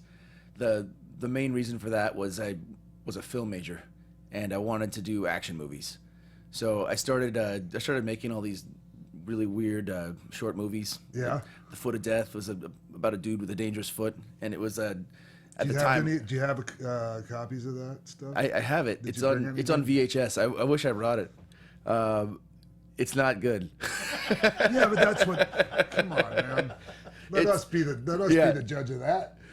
I gotta dig it up. I have it on VHS, and it's on my to-do list. One of these days, I should upload it onto to YouTube just to get it out there. So, being an action star, an action hero, whatever. Right. That's another one of your dreams, then, right? Oh yeah. So I mean, we can have more than one dream. Oh, more than one dream at a time, right? Absolutely. Yeah. And when I was growing up, I mean, the reason I wanted to start doing collegiate wrestling in the first place was because I watched wrestling all the time. Right. And me and my friends would watch wrestling at each other's houses, and then every Saturday and Sunday it'd be like, as soon as wrestling's over, we're fighting in the front yard or the backyard. And it's not like a real fight. Sure. It's kind of like a work shoot, strong style. And the object is to get UWF style. Exactly. Get someone in a Boston Crab or a camel clutch was usually the win. or a run-in by my friend's dad when he got pissed if someone hurt my friend's little brother. What were your? I mean, we can talk about wrestling all day long, but I want to hear what your favorite like action movies were like back in the day when you were growing up. Yeah, man, I love action movies. Yeah. Bloodsport was one of the ones I watched over and over and over again. Predator and Terminator, loved those movies, but I couldn't watch them all the time because my parents didn't want me watching Predator and Terminator all the time because I was too young for it. I was too young for that. Did you like Jim Cotta? Do you remember that one? I watched it a lot of times. I can't say I ever loved it, but it was pretty bad. But I did like in that movie, The Foot of Death. We recreated the Jim Cotta scene where he gets in the pommel horse and he kicks everybody. There's a buddy of mine named Romeo, and he was crippled from the waist down, and so his legs were really short and bound together, but he still did pommel horse rings, the parallel bars, and his upper body was like, he was so strong. And we made him the main bad guy in our kung fu movie. Yeah. And we set almost just so we could do the Jim Cotta scene, where he threw his crutches down and got on the rock and like kicked everybody, and then started killing people with his crutches. Yeah, Jim Cotta. Man, that's cool that you know that. It was a cult classic. Yeah. Yeah. And you know what I was a big fan of? Do you ever remember this one called The Big Brawl? The Jackie Chan and all these different wrestlers, like Ox Baker was in it, Hardboiled Haggerty. Totally. Yeah, what a great movie, man. What was your favorite Jackie Chan flick? Because you love Jackie Chan. Rumble in the Bronx. Subjective. Sweet. That was the first one. That was playing at the theater not too far from my house. That was like close enough that we could skateboard. And me and my buddies like started. I don't know why we watched that movie like 5 weekends in a row, but we did. We'd like skateboard down there. We'd go to the liquor store and get cactus coolers, and then hang out and drink sodas and go watch Rumble in the Bronx. That was here in the States. That was like almost the reintroduction of Jackie Chan after like you know Cannonball Run and I forget what the other movie, Police Cop or Police Story or Super Cop, whatever they called them. Those movies. So that was really his reintroduction to. And I thought it was his first the first time where he was really like Jackie Chan in a movie. Yeah. I mean, Rumble in the Bronx was a Jackie Chan movie, I think more so than Cannonball Run. Oh, for sure. I mean, it was Jackie doing Jackie stuff. Like he was doing kung fu, parkour, stunt fighting. Well, all the stuff that they learned in the Chinese opera school. Yeah. That's amazing, man. Yeah. I mean, I know we're getting off into like we're not talking about wrestling here, let's but talk about it. people they don't understand like Chinese opera. Come on, yeah, but that's a mother effer going to that place. And because Jackie Chan, Sammo Hung, and Yuen Biao, three dudes, they were all in the Chinese opera. They all ended up being mega action movie stars, especially in Asia. Sammo had a series here briefly, right? For a while, that martial law thing. Yeah, martial law. And I'd say he legitimately broke through. Jackie Chan broke through. Yuen Biao didn't break through internationally as much as the other two. But their story is they were like 3 orphans, I believe, and they were all in the Chinese opera from the time they were like 4 years old, every day for 10 to 12 hours. Those dudes had to train dancing, kicking, plyometrics, stretching, like all day, every day, and it turns amount of discipline, right? It turns you into a machine. Yeah. I mean, that's why the stuff that he was doing seems impossible for another human being. Sure, absolutely. Yeah, and he did all his stunts. Do you do all your stunts? Yeah, there's a couple scenes in Boone where I had a double. We haven't talked about Boone yet. Oh. Should we want to just go ahead and bring that and talk about it now? Yeah, let's talk we about it. can talk about anything we want at any point we want here. Okay. So yeah. Tell me. So you made a movie. Yeah. So I made a movie. It's called Boone the Bounty Hunter. I'm wearing the shirt right here. People. We're all repping these Boone Awesome shirts. Boone swag. I had to go look in the mirror to make sure I looked good in the shirt. Oh yeah, heck yeah. Yeah. I was really excited to be wearing Boone shirts and headbands with you today on this interview. We're like bookends here. Yeah. I'm a bandana guy now. Me too. I've been for years. I got it from you. I wore mine so long. It's you remember the story about my eyebrows? Yeah. Not to go up into the weeds here. Mm-hmm. Well, I've worn a bandana so long now. I got rid of my own eyebrows. Like the bandana has actually rubbed my real eyebrows off. So Holy anyways, crap. Someone should make a digress. bandana that has eyebrows someday. Honestly, I was painting them on with mascara earlier. Really? Yeah. They're back though. The eyebrows are back. Anyway, about the movie. Oh yeah. Okay. So this movie, Boone the Bounty Hunter, is about a reality show bounty hunter whose show is going to get canceled. So Boone decides to go after a real criminal in an effort to save his show. It's got me, Rampage Jackson, Osric Chow, Spencer Grammer, Kevin Sorbo, Lorenzo Lamas, Corbin Burnson. Yeah, Right? From that's cool. From Major League. Don't you Yeah, know Major League. Yeah. Tales From from the LA Hood Law? is my favorite Yeah. movie that he's in. LA Law. Hey, let's watch. we got the trailer. Yeah, let's watch a clip real quick. Okay. Oh wow. I need some help. You're making a huge mistake this time. Wicked party, Ryan. This one's special. Boone says it's an easy score. I could use $1 million. Spencer Grammer. Is Quentin in this for quite a bit? We had him for 3 days. Hello, He's one of the muscles. I'm looking for a piece one of of the trash lead named Ryan Davenport. bounty hunter group. Maverick Von Hagen, over 116. Sweet action in here too, man. Where's the stairs? Jackie Chan inspired. I'm guessing you haven't seen my Jonathan Lipnicki from Jerry Maguire. I love that line. Yeah. Is that guy wearing a fanny pack as he's running? No, his pants are just falling down. Including the cops. I have a warehouse. Richard Tyson from Kindergarten Cop. Yeah. Friends, they're dead. Back in the town. Where'd you shoot this? All over Los Angeles. The fall was Belleuze Ranch part of it, and another part of it actually less than a mile from here in Burbank. There's no one else. Lateef Crowder, TJ Storm, 2 super talented Capoeira guys. Rampage. Capoeira. Yeah. I'm the trash collector. Latif, super talented. Capoeira. You're the trash. TJ Storm, more Shotokan karate. Sweet. So awesome. Boone. And Lorenzo Lamas, man. And Lorenzo. Yeah. Yeah, I love that show, Renegade. That's part of the reason we wanted to have him in this movie. He's the mentor figure, the bartender guy. And I thought it would be cool for people like you that get it, like, because Renegade was a bounty hunter. Yeah. And so having him be the mentor in this movie to the bounty hunter, just feels cool in my You're running my after nerd the brain. dude and you catch him with the left parkour trick. Yeah. So did you work with him on this before he worked on Lucha Underground? The executive producers of Lucha came to an early Boone screening, and when they saw Lorenzo in Boone, they asked me about him, and I was like, "Hey, Lorenzo, super cool dude, talented, funny," and they're like, "Man, we need someone for to play this corrupt city official in Lucha Underground," and Eric Van Wagner had also worked with Lorenzo on Celebrity Apprentice, and had got along with him then too. So he was like, "Man, Lorenzo's perfect." We didn't think about it, and now and then they ended up calling him, and it ended up working out. He's awesome. Oh, Yeah, Lorenzo's so good. When I saw him on Lucha, I was like, the Renegade. Yeah. That's the Renegade. It was Remember him from Grease? Yeah. Yeah. Hell yeah, he was in Grease. Like, he was Which- Sandy's, the one that she was going out with the jock for half a second. I'm gonna have to YouTube that Oh again. yeah, That's yeah, awesome. and his father, his name was Fernando Lamas. That- he, yeah. He used to, his catchphrase was, "You look marvelous." He'd say he would say, "It's not how you feel, it's how you look." It's true. That's awesome.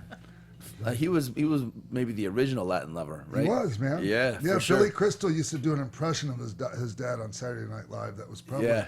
Anyways. Yeah. Back anyway. to the movie. No, that's So that's it. It's Boone the Bounty Hunter. I produced this movie. I've been working on it for about, I was gonna say 4 years, but 4.5 now.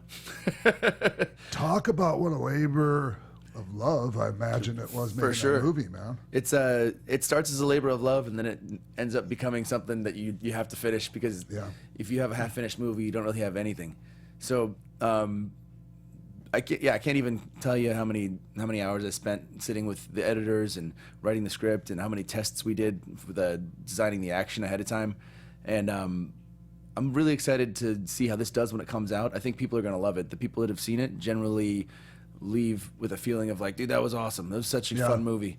And I'm hoping it opens the doors to do more stuff like this.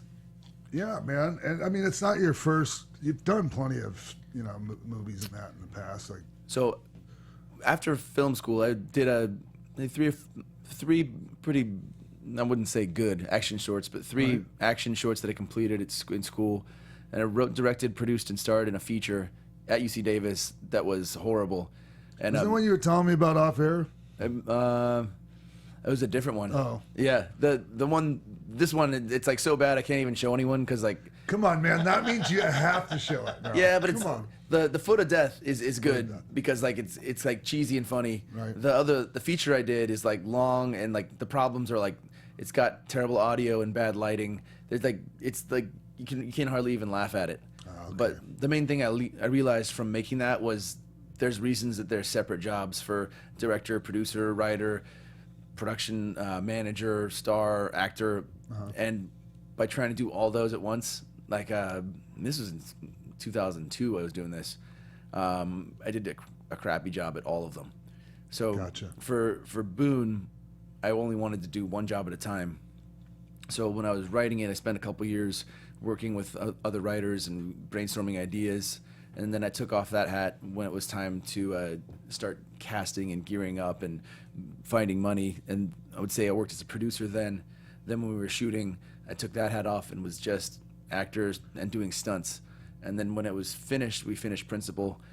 Then I became a producer again because I still am the one. I feel like a task manager. Like I have to be the guy that's calling around and making sure everything keeps happening. Because when you get people to work for favors and for cheap, then it's hard to ask too much of people. Because I don't blame them. You know, like if someone's doing me a favor, then they do all this work, and then it turns out, like in movies, it always turns out that you need them to do like 3 times the amount of work you anticipated. Sure, and you need tough. and you need them to get it done way quicker than they're probably getting it done. Yeah, because they have to they're probably going to say like, well, I've got like a job I have a working this paid gig commercial. I'm and doing too, yeah. Yeah, exactly. So chill out, John, because I can do this thing still, but not for a couple weeks. Right. And then you have to not forget and just kind of keep pushing the ball forward as fast as you can. And have you ever produced a wrestling show at all? Like, have you ever promoted? I've done one. How was it? How do you compare doing movies to doing like TV and pro wrestling specifically? The difference for me was the wrestling show as it approached.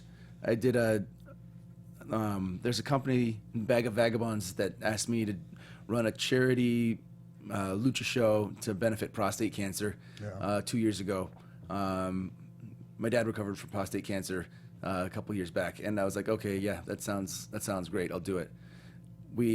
As the show approached, everything gets crazier and crazier. Like, someone cancels, you replace that person. There's something wrong with the ring. Like, you don't have the right permit for the truck to park on the street to load the ring. All those little fires that need to be put out. But when the wrestling show's over, it's over. And in the movie, doing this movie, it's like the movie's never over. Like, every time you think the finish line is there, you sprint towards it, and then you realize the finish line is like 2 months down the line.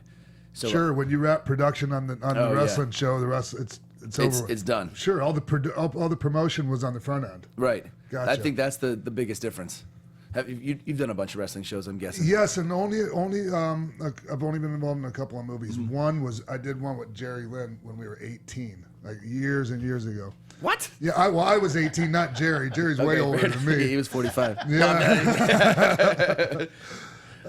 I got to see this movie. What's it's this called? called? Crossing the Bridge. Okay. Yeah, and it's actually a very good movie.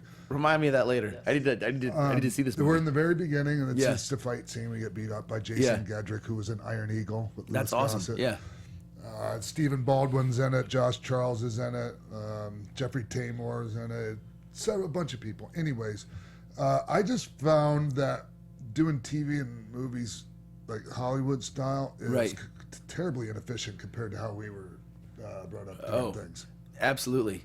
And so my experience with Boone is different because I feel like I was so invested in it. Like, I ended up having to sell my house to pay for this movie because we couldn't raise money off the spec trailer, because who wants to give a first-time pro wrestler filmmaker a bunch of money? Exactly. Turns out nobody. It's not like there's not tons of money in this town being thrown around. Come on, people. Come on. Well, hopefully this will be the proof. But in addition to this, I've done maybe 15 really low-budget small movies that some people have seen. A lot of people probably never realized existed. And I've done Hercules Reborn. Yeah, Hercules Reborn, Russell Sinbad, Madness. Russell Madness, Stormageddon. I gotta look at my resume. I can't remember all these movies. Darkness Descending, Minutes to Midnight. The Negotiator. The Negotiator is a YouTube short. Oh, that was so. Are these all available in like streaming or most like of them? something? Most of them, yeah. Have any of them been on cable? Hercules Reborn is on TV in Mexico, and I know because last time we were down there, I was doing a show with Ray, and it was like the night before, I want to say like the World Cup, and when I saw him in the morning, he's like, "Yo, Johnny, I saw that Hercules movie you did, man. Like, you were really good in that." And I was like, "Oh man, you're the nicest guy ever, Ray." But but we've all seen the movie. It's on TV down in Mexico and in a bunch of places. But you've seen some of the movies down there, right? Like, yeah. So I mean, you know. Yeah. It's true that I know how movies go. Yeah. But to the inefficiency point, for like for some of the fight scenes that I've done on, I did 3 episodes in The Last Ship, and I think they're gonna start airing actually I don't know when. It's April already. They're probably gonna air in the next couple months. On TBS, right? Yeah. Yeah. With Eric Dane. Yes. And that would to me is an example of just not wasted time, but the expense of doing a big budget thing. I mean, there's 30 extras at least on set. We're on set in this huge mansion. Yeah. There's a crew of 50. There's trailers. There's transpo. There's all this stuff happening, and there's only 2 people doing a fight scene, and in the midst of this, there's another additional 100 people or 150 people on set that day. And one of my things is, okay, fight scenes, even in movies, whatever. I mean, that's physical, dangerous work. Right. And I don't know why they don't just have like however many cameras it takes to get that many different angles of the scene. So you can do it once. So you cannot, do it once. Yeah. Not kill yourself and not lose the spontaneity after take 20 or whatever, you know. Yeah, that's like I don't after get that, man. What's the after deal with doing a fight scene for like 6 hours. You're right. Like you're tired. You've already done it a bunch of times. Like you've already like sold all the hits and missed all the hits a dozen times. And I completely agree with you. And actually, that was one of the things that I tried really hard to do with Boone. And we weren't able to do everything with only one take because I realized it's really difficult. Sure.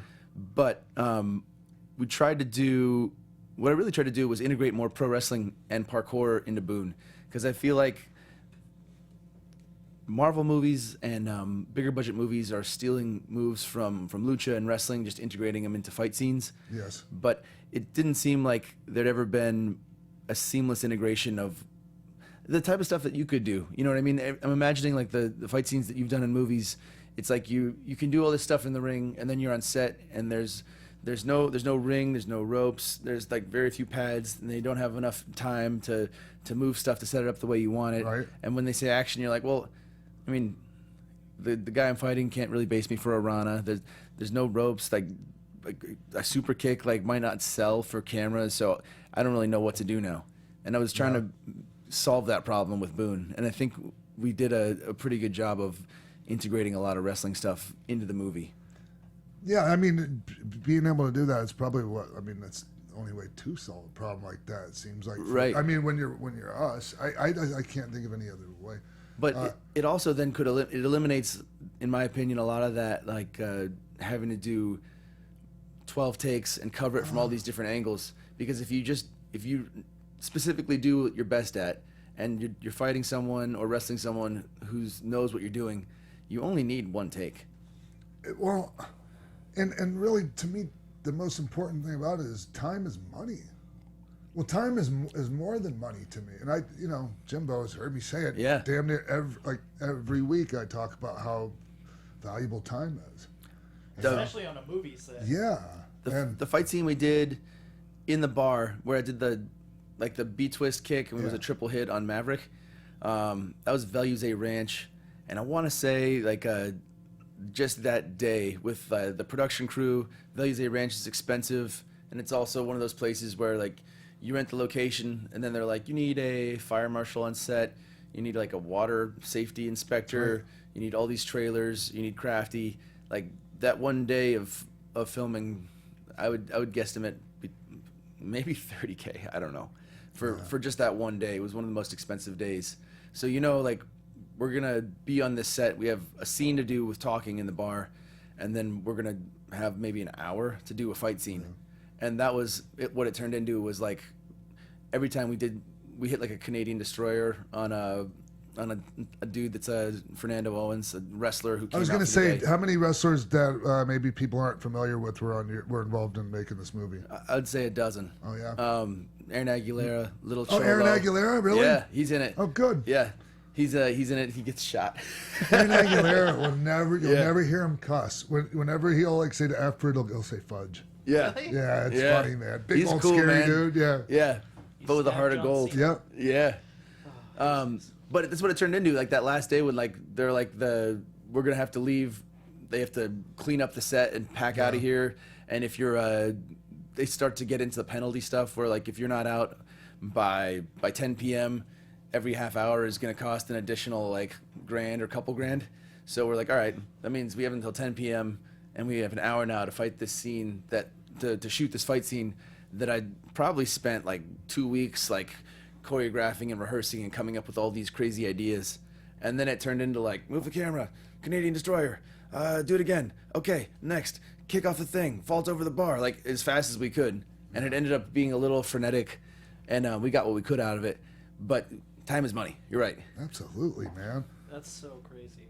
And just every time you go to, like you say, whenever we get tired, that's when we're going to end up getting hurt. Yeah. So when we used to, I don't know about you, but you ever do like a backstage fight, in WWE? Plenty, yeah. Did they ever make you do it take 2, take 3? That's the worst. We would just say, we're not doing it. Yeah. You better get that shit done right the first time because we're just not doing it again. Like, We should have done that because the first time, you're right, that's where everything's live and everyone's excited. Everyone's kicks are like right in there. Everything looks good. Then take 2 and 3, everyone's like, it's hard enough to get the energy up when there's no crowd noise and, Right. you have to make that energy. You have to bring it yourself. You can't channel it. You can't suck it from the people. And you're cold. Yeah. Then you've like just taken a bunch of bumps for no crowd reaction. Yeah. Yeah. That's food for thought. I might just have to say that next time. Yeah. No take 2s. Make sure the cameras are rolling because let's get this. That's right. Well, do you have problems with like shooting the backstage vignettes in Lucha Underground with situations like that where you need multiple takes and different angles? The backstage vignettes for Lucha are shot like a TV show with coverage in multiple takes. Oh, good. And it's always figuring. Not good. No. It's it is cool. what it is. That's yeah, how it they is. do It is what it is. Yeah. Really, it's like there's pros and cons to everything. Yeah. And that's like been helping me a lot actually with conceiving of how to design action and how to shoot action the best. Because when depending on what angle they're shooting, you can save certain moves and like make sure if you're selling it for only one angle or one camera, that's the one where you go 100% on. And it's interesting that you say that because we're not trained to be like that. We're trained to be the opposite because there's people all the way. There's there's there's audience on all 4 sides. You can't hide anything. Yeah, you can't hide anything with a camera angle when we're doing our thing. Anytime I try to explain the difference between wrestling and like fight scenes for TV and movies, that's exactly what I come back to. And it's easier. It's like a street magician versus a stage magician. Yeah, and it's easier in my opinion when you're wrestling to keep your energy up because it's like you put everything into that 10, 20 minutes, 30, however long your match is. Like you become the character, you put everything into that, and when it's done, you go drink a beer. And TV and film is not like that. It's like you're going to be there for 12 hours, so you better pace yourself. And at the end of the day, there's no like kick back and like let's have a beer and chop it up about what you've been up to for the last couple years. Sure. It's like you wrap and everyone's like, all right, call time. 6 a.m. tomorrow. That means we got an 8-hour turnaround, and everyone just goes and comes back. Is that how you feel when as far as working for Lucha Underground, like you're going and you're doing a TV show? Does it feel different than say like working for WWE, AAA, or whatever that has like a roster? You know what I mean? I know exactly what you mean, and no, yes and no. So the actual wrestling parts of Lucha, we'll do like 5 episodes per weekend. And Saturday, Sunday is wrestling pretty much just like how it is for any of those shows. Gotcha. It's live wrestling in front of a live crowd. There's no redos or changes or second takes. So when you're done with the weekend tapings, it's the same. It's like you're like, yeah, awesome, let's go home. The stuff you shoot during the week, coverage of the backstage vignettes and the backstage fight scenes, then that's more like TV and film. Huh. So those are the 12-hour days where you got to pace yourself? And they're not as bad with Lucha because, so say with that Hercules movie, if you're number 1 on the call sheet, you're going to be there for 12 hours every day. With Lucha, because there's so many characters, usually if you're only there for one scene or even 2 scenes, you're going to be in and out in 3 hours or 4 hours for 1, 6 hours for 2. Yeah. So they're a little bit better about protecting everyone's time. And when you're doing the matches for Lucha Underground, it's all strictly live to tape. There's never been anything where they've gone back and reshot it in front of the people.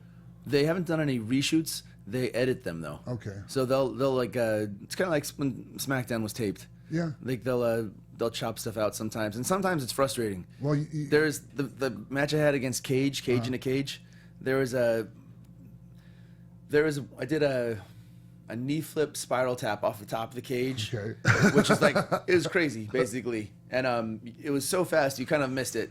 And the next like second later, they cut and we're both standing up running a spot. Oh, okay. And like I watched it back and I was like, And you know that you didn't do it that way. No, we sold it. We sold it for like a full minute, and we were getting like a "This is awesome" chant. Like all that got chopped. Do you figure that's people editing that don't really know wrestling? I think it's two things. People that kind of know wrestling that don't understand how important it is to me, because when I'm doing stuff like that, I make sure to sell it, because that's otherwise what's the point of anything? But they're also doing an hour-long TV show, so they're like, okay, we've got Mundo and Cage in this cage match.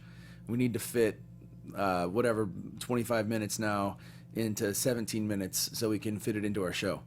And then they chop accordingly. They chop it up, and then you look like you're selling. Yeah, exactly. Yeah. You dealt with that with Wrestling Society X. Big time, because we were half an hour, right? And really had people editing our shows that didn't know or I don't think really cared about wrestling. So, yeah, it was a lot of what you're talking about. That's why I can relate totally. Yeah, and they do know I mean, even because I know Chris DeJoseph supervises a lot of the cuts, and he knows really well. I think it's just he's probably making impossible decisions a lot of times. Yeah. Like if you got an hour and a half of stuff to stuff into a 42-minute long TV show, like you have to make it work and move on, and that's the necessary evil of hour-long TV. Like you finish an episode and then you move on. Yeah. Well, have you talked to El Rey about like having Boone on the El Rey network, or maybe you hosting because they do the kung fu movies and showing all your old kung fu movies, like Kung Food? For Kung Food, I also Kung Food, a movie about a kung fu master who runs a fast food restaurant. Hey, I have to bring that too. I have, and Boone on the El Rey network is a definite possibility. We're both interested. As far as like the way the windows of exploitation for feature-length movies go, it's about figuring out which window would make the most sense for both sides. Hosting, I've already hosted a couple things for El Rey. I got to host Roadhouse, which is pretty cool. Really? Yeah, and that's really just like you sit in the studio and you're like, Terry Funk, go to hell, Peckerhead, or when he threw the guy out of the bar, and Patrick Swayze. Are you doing kind of like director's cut, like voiceover? Nah, it's more like when they come back from commercial. Gotcha. Yeah. You're on camera for like 10 seconds. You're like, welcome back to Roadhouse. I'm Johnny Mundo. Keep watching El Rey, and then they play more movie, that kind of thing. Yeah. But I'm excited about working with El Rey on a lot of stuff like that. I would be excited about working with Robert Rodriguez just in general. I mean, I think that he's the man, dude. He was one of the guys for sure in film school that I was like, I want to make a movie like El Mariachi for $7,000, and it goes worldwide and blows up to over X millions of dollars in gross box office and video. But he's a really cool dude. His band Chingon played. Yeah. Their version of Malagueña Salirosa is amazing, the best, man. Dude. Yeah. Unbelievable. The way that the guy's pipes when he sings that, I can't believe he can, like, the lungs on that guy. Right. Is what I'm trying to say. I get out of breath walking up the stairs sometimes, and that guy, right? And you know what was kind of a surprising fit, but a good one? Mark Burnett. Because we know Mark Burnett, he's done like the Bible, Epic Bible series, things like that. He's kind of, and all those reality shows like Survivor, Amazing Race, and Celebrity Apprentice. You can tell, you can see the little bit of that flavor to it, like even in the beginning with the overhead shot, the huge drone shot of the thing. The drone. Yeah, I think what he did best, Mark Burnett, was his team, Eric Van Wagenen, Tony Jensen, and the guys that are producing the show are doing really well at bringing everything to the table and giving like an awesome stage for the wrestlers and for the creatives to make the show. So it's not like Mark Burnett is sitting at home thinking of how he can be champion of Lucha Underground one day, which in most promotions it feels like that inevitably happens, right? Like the day or somebody inside the promotion does whatever they can to get the boss to be part of their storyline. Exactly. I've thought about it. Oh, hey, no, we did it. Hey, we did it with Eric. We did it in AAA with Dorian. It always Sure, it always happens. works. You know your storyline's being taken care of then. Exactly. It's a lesson, psychology, the backstage politics psychology. But his team does a really good job of bringing all like the set design. Yeah. They have I think they're running 11 cameras now to shoot the live matches in Lucha Underground. Gee. They've got like an overhead, a couple hard cams, 4 roving cams. Maybe it's not 11 cams. Maybe it's 8 cameras. A lot of cameras though. That's a lot. Yeah. Jib camera. That huge jib cam. They get a lot. But he does his genius in this is stacking the deck for success and then letting the players like play the hands. Oh, good. You know what I mean? Good. Yeah. Nice. I mean, and that's good for the players, right? I mean, you're inspired. Yeah, exactly. Then you can show up to Lucha Underground and think to yourself like, I've got these 5 ideas, and every match you get to do some new cool thing that you've never got to do or you've been thinking about for a while, and it's not micromanaged. So when you're doing your matches in Lucha Underground, they're not. I mean, how produced are they compared to a match in WWE on television? Well, from my perspective, I feel like I've had almost 100% creative autonomy within Lucha Underground to do whatever I want. Good. But my idea of wrestling psychology is like changed quite a bit. Like from when I started as Johnny Nitro. Uh-huh. Now it's just, what story are we telling? What's the best way to tell that story? Who are the people in the match? How are they going to interact? And so I'm really thinking about the business of the match and telling that story. With WWE, especially when I first started, I needed somebody to tell me that maybe head spinning on a Matt Capitelli or Bob Holly's stomach is a bad idea. And that was funny, actually. I had this move I wanted to do. It was called the Intestinizer. I thought it was going to revolutionize the business. And it's just you head spin on someone's stomach. And it was one of the first, like those first genius ideas you have. And no one really liked it, except when I started feuding with Jeff. He's like, "Yeah, man, you can do whatever you want." And I started. Jeff Hardy, yeah, of course. He's down for anything. Yeah. It'll sell it too. Yeah, he did, and it like worked. I did it a couple times, and then Arn was watching one time. He's like, "John, first of all, I don't know how you did that, but really, I don't know why you did that." Sounds like Arn. You should make sure you never do that again. And at the time, he's probably right. I mean, I was experimenting with stuff, and I didn't really have as solid of a grasp of psychology as I do now. So I think everything's relative. I mean, for me, are there guys in Lucha Underground that their matches there are producers there that help them out more than they help you? Or they don't have to help you? No, absolutely. There are people there that are like who relatively would be that new person? in the business. Like Chavito? Yeah, Chavo. Like so Chavo's there. Paul London, Vampiro. Okay. There's people with experience behind the scenes to lend advice to say Cobra Moon, who I think is very talented, but only been in the business for 2 years. And at that level, people like that need some guidance. Right And on. I think that's where it's relative. I mean, when I was 2 years in, if I'm gonna have a match on Raw, they better help Johnny Nitro. Sure. Make sure he doesn't stink the joint up. Sure. Yeah. Yeah, I get that. I just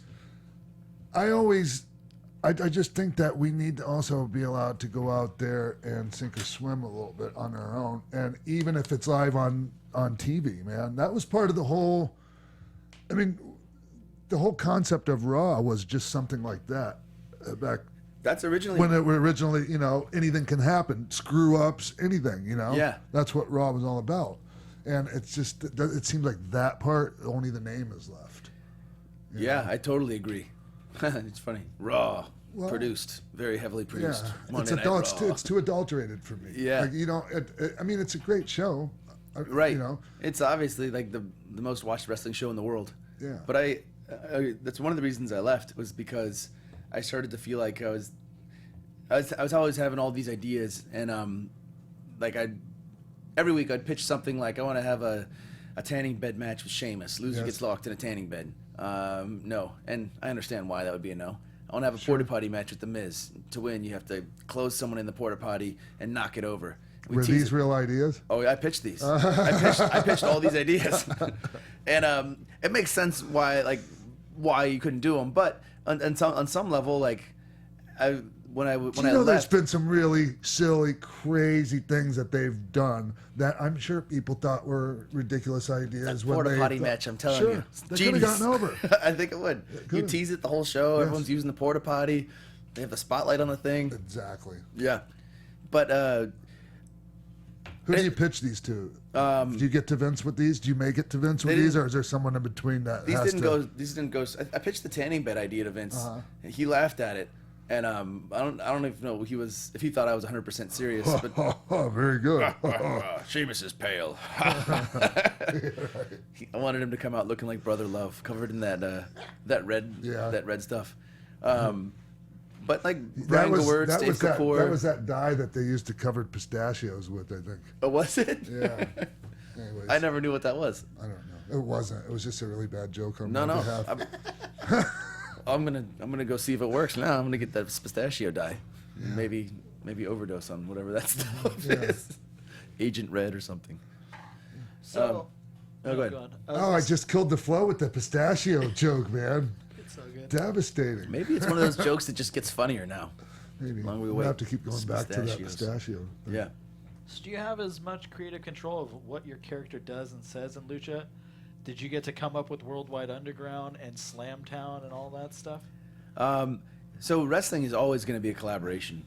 The Worldwide Underground, like the group of us, me, Taya, PJ Black, Jack Evans, were together, and there was a time where we were all trying to come up with names. Yeah. Man, I have a list somewhere of like 20 ridiculous names, and at the end of the day, like I think Stryker coined Worldwide Underground because we were debuting and we hadn't settled on a name yet, and he just picked one that he liked.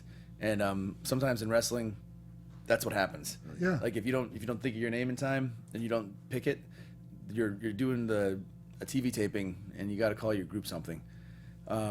As far as Slamtown, Slamtown was something I made up, and it's a joke that I've got with a buddy of mine, Ryan.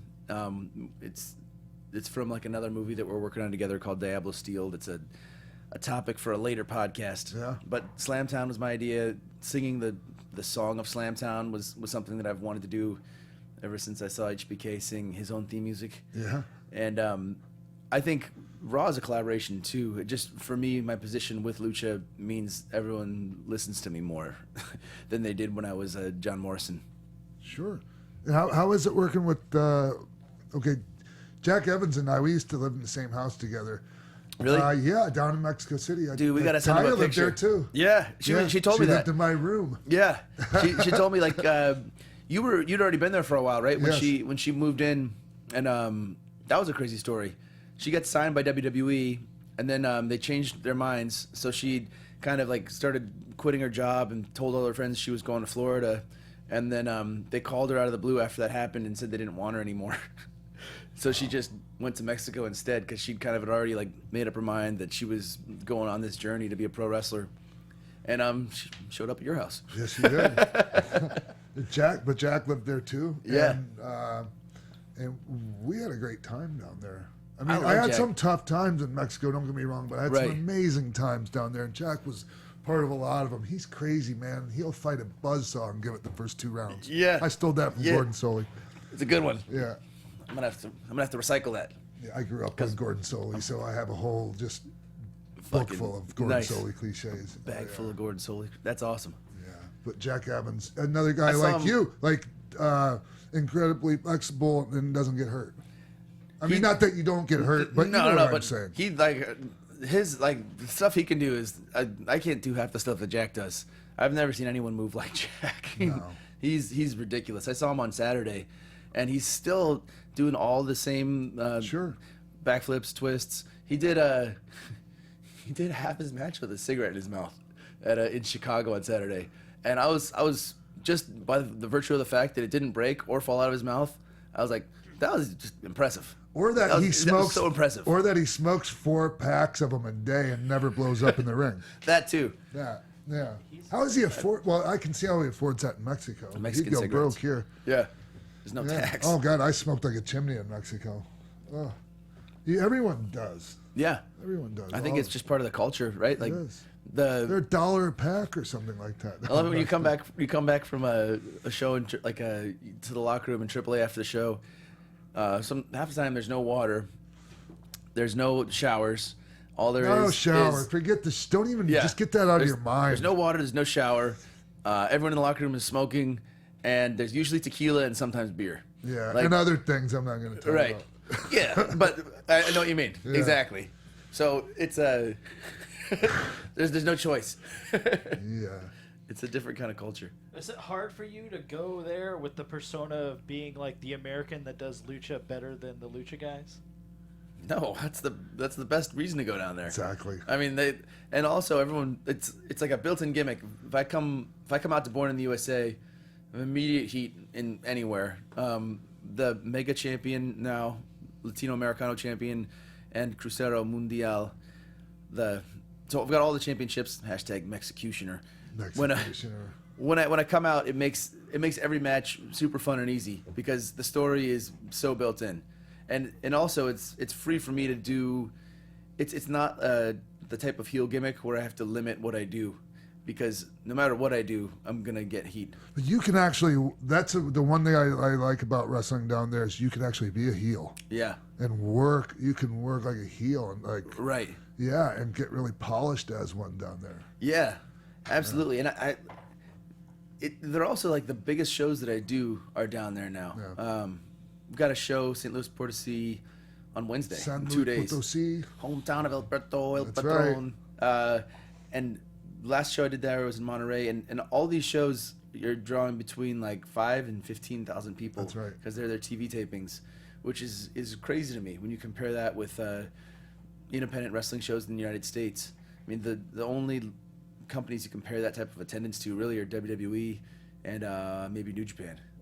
Sure, and that's not in the United States. So Right. I mean, really, we're only getting WWE drawing anything like that in North America. I think people underestimate how many homes get AAA and watch it. Well, I tell a lot of people this. There's a ton.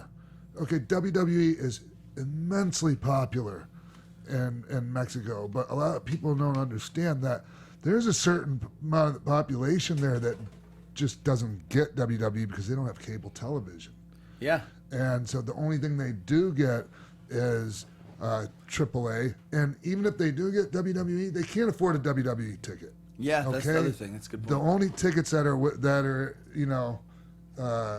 really within range of them getting are AAA or CMLL or right, a or lucha or show. independent promotions out So there. there's a crossover in fans, but a lot of them are separate. When I first went there, Johnny, a lot of people had no clue who I was. So I had to work to get over. I couldn't work like I was already over. And there's a Right. huge difference, man. Huge difference. You have to work harder. Damn right. You have to work man. so much harder. Yeah, no, absolutely. I think I had come fresh enough, and maybe they changed the WWE deals so people did know who I was. Yeah. And now the gimmick that I'm doing down there, like it's so built in that if anyone comes out in Mexico City to Born in the USA with an American flag and the title, like the place is gonna hate you. Sure. So it's we used to use the same formula when I was there too. yeah, right. It's like it's a no-brainer. It's always funny when they ask, will you say call the Mexican people all these different things? And I'm like, man, if I say it just seems like it's gonna be too racist. Oh no, but that's what they. That's what they tell you to would say, right? Here, they would hand me like a bag of flour tortillas, and they say, "Here, throw these to the crowd when you go out there."